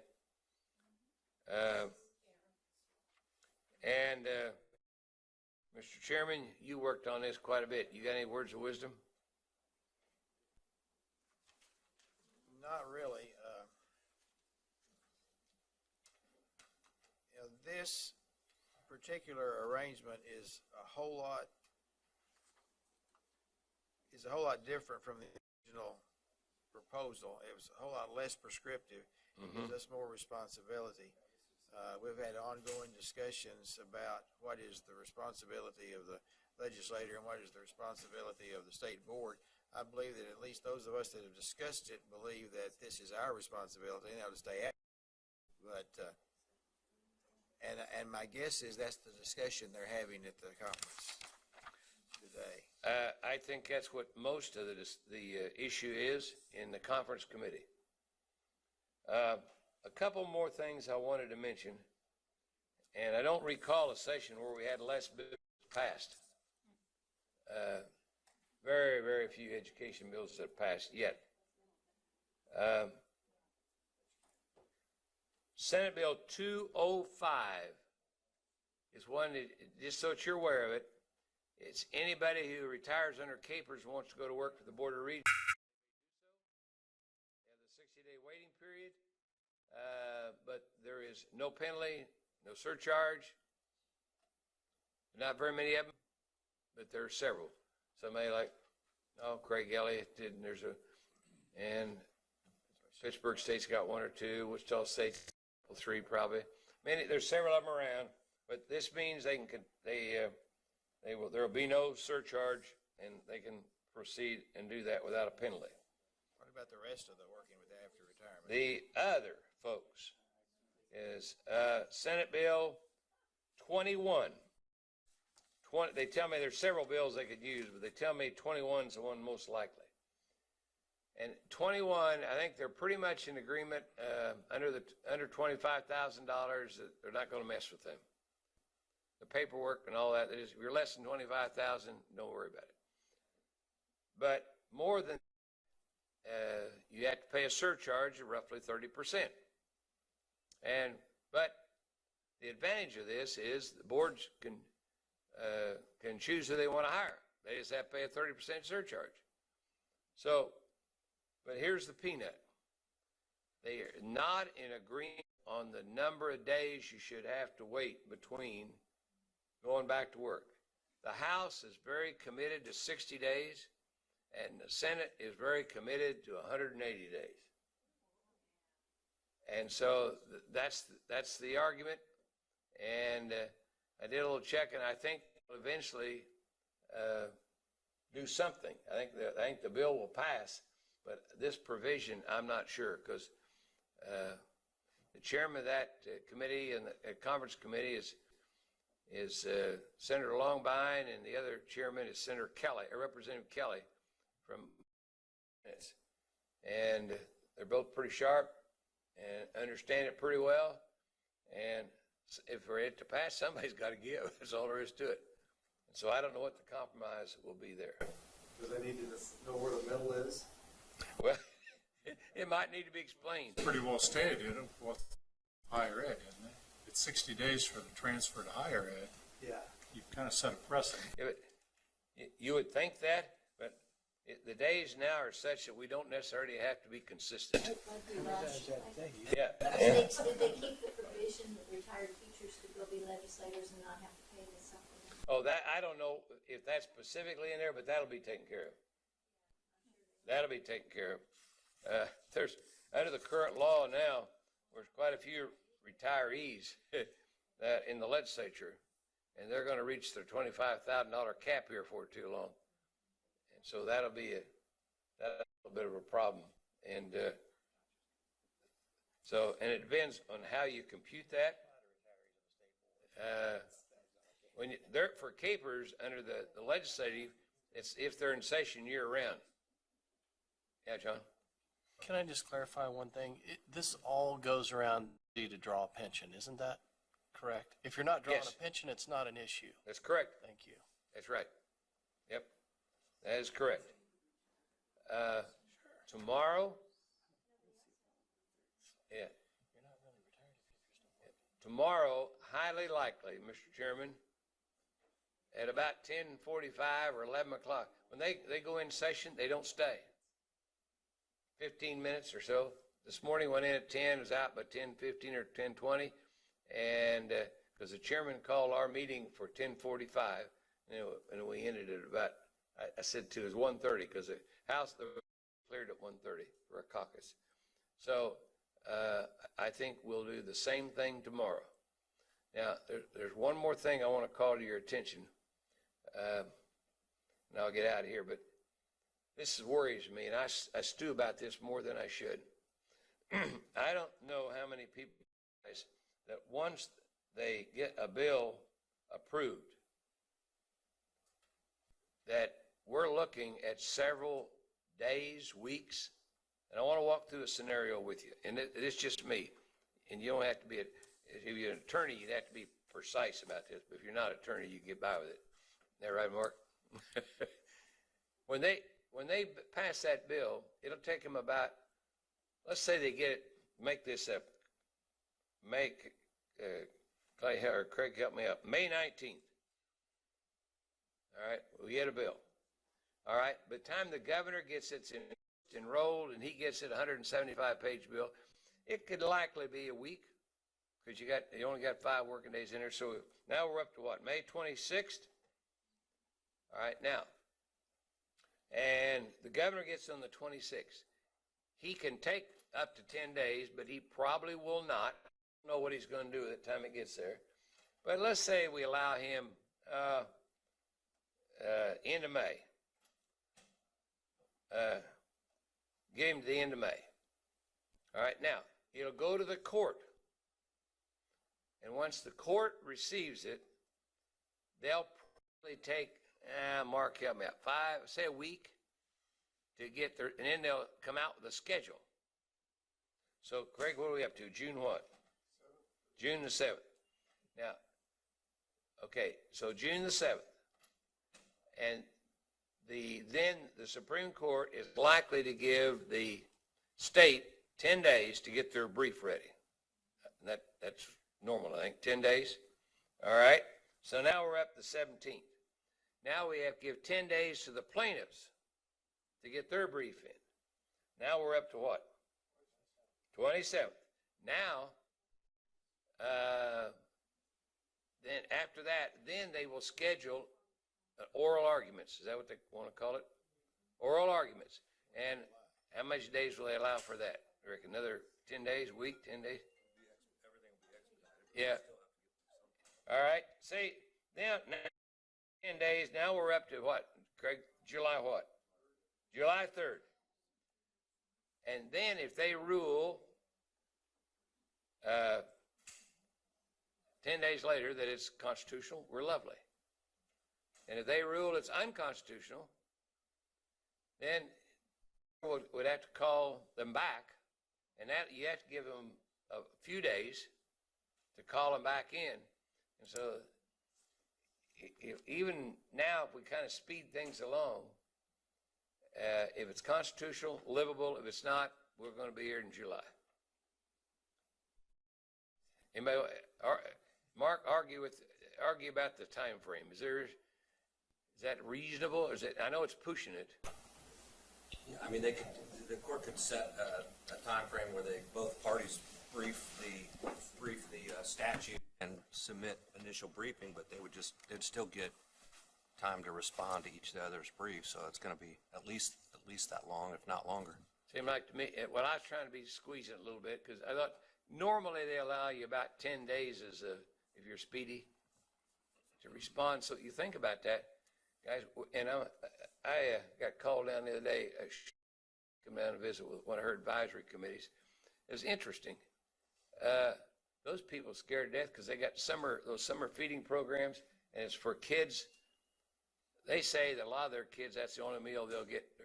And they do this primarily June and July. Moscow's already started at your area for summer feeding program. And it's all federally funded. The question comes up is, if it's federally funded, nothing to do with the state, all federally funded, then would it come under the June 30th date that you couldn't go ahead and feed? Because it's a school system, but there's also some not run by the school system.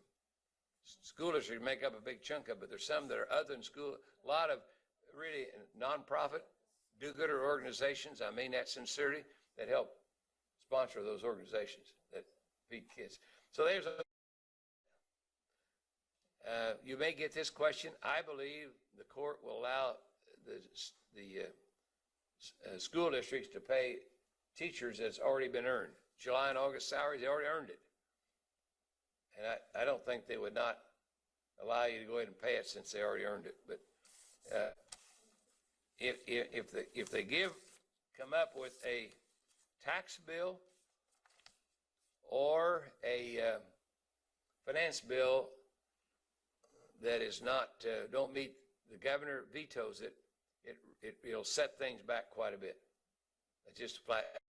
And on the tax side, and their legal counsel for the legislature has made this very clear. You pass a school finance bill, but you don't have the money to fund it, the court won't buy it. With me? They won't buy it. If you can't fund it, they're not going to buy it. And so, anyway, it's moving along very slowly right now. I have hopes that we'll get it out maybe tomorrow, but that may be wishful thinking. But if they get it out tomorrow, think about this. They get it out tomorrow, they'd read it in the House floor on Thursday. Earliest you could probably debate it would be Friday. And I don't know if Friday, if they take that issue on, which the weekend, Mother's Day weekend, because there'll be people wanting to leave a little early on Friday afternoon, so I don't know if they'd take that on Friday or not. But I think that I think the chairman was hoping we'd get done today, but we didn't. Janet. Thank you, Mr. Chair. Not my phone, that's Sally's. Dale, if nothing works and the Supreme Court does not approve it and schools supposedly are supposed to close down, can a district use, if they have reserves, to continue? I think the court would, and they will do this, I think they have to ask the court what can be done and what cannot be done. I think they'd have to ask. Because see, just because you got cash and somebody don't have cash, one go ahead and operate like nothing, the other one cannot. I think the court will have to speak to that in my We opinion. probably have some districts that don't have reserves or have Yes. minimal, is that correct? Yeah, I tell you what else too, that in a little sticky. To finish up this year, you know, in the governor's recs, he delayed $75 million additional payment for general state aid for this year. Well, that usually runs about $185 million that we pay in July and they get in June. Well, now it's about $260 million that we will pay them about the 7th of July, and they'll record it June 30th. And but the bottom line is, but in some cases, schools will not be able to pay July and August salaries until we get that done. So it don't apply to us, so we can still pay them. And I believe the court will allow them to pay people they owe. What about a contractor? I don't think they're going to stop you paying a contractor, because most of those contracts, there's a penalty. If you don't pay, you got to pay a penalty. And I think that, like out Dodge, they got contractors all over the place. So is Salina. And so I don't think they'll shut that down if you bond proceed money, for example. But I think the attorneys will ask the court for what can be done and what cannot. So. Anything else, Mr. Chairman? I don't see any other questions. Thank you very much. Thank you. I hope we didn't tell you more than we knew. Thank you. But you're going to get that information to the special ed directors. Yep. Very good. Yeah, they probably know it already. Good. Motion would be in order to approve the consent agenda. Sally? Second by Janet. Discussion? All in favor, raise your hand. All opposed? Abstain? 8 with 1 extension and 1 gone.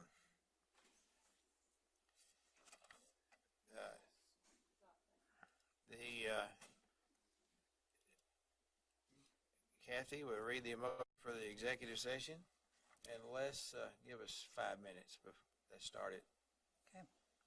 I move we enter into executive session for the purpose of discussing personnel matters of non-elected personnel in order to protect the privacy interest of the individuals to be discussed. It will last no longer than 20 minutes, and no action will be taken during the session, so it would start at 3:45 and conclude at 4:05. We would invite Randy Watson, Wendy Fritz, Mark Ferguson, and Kelly Bowers to join this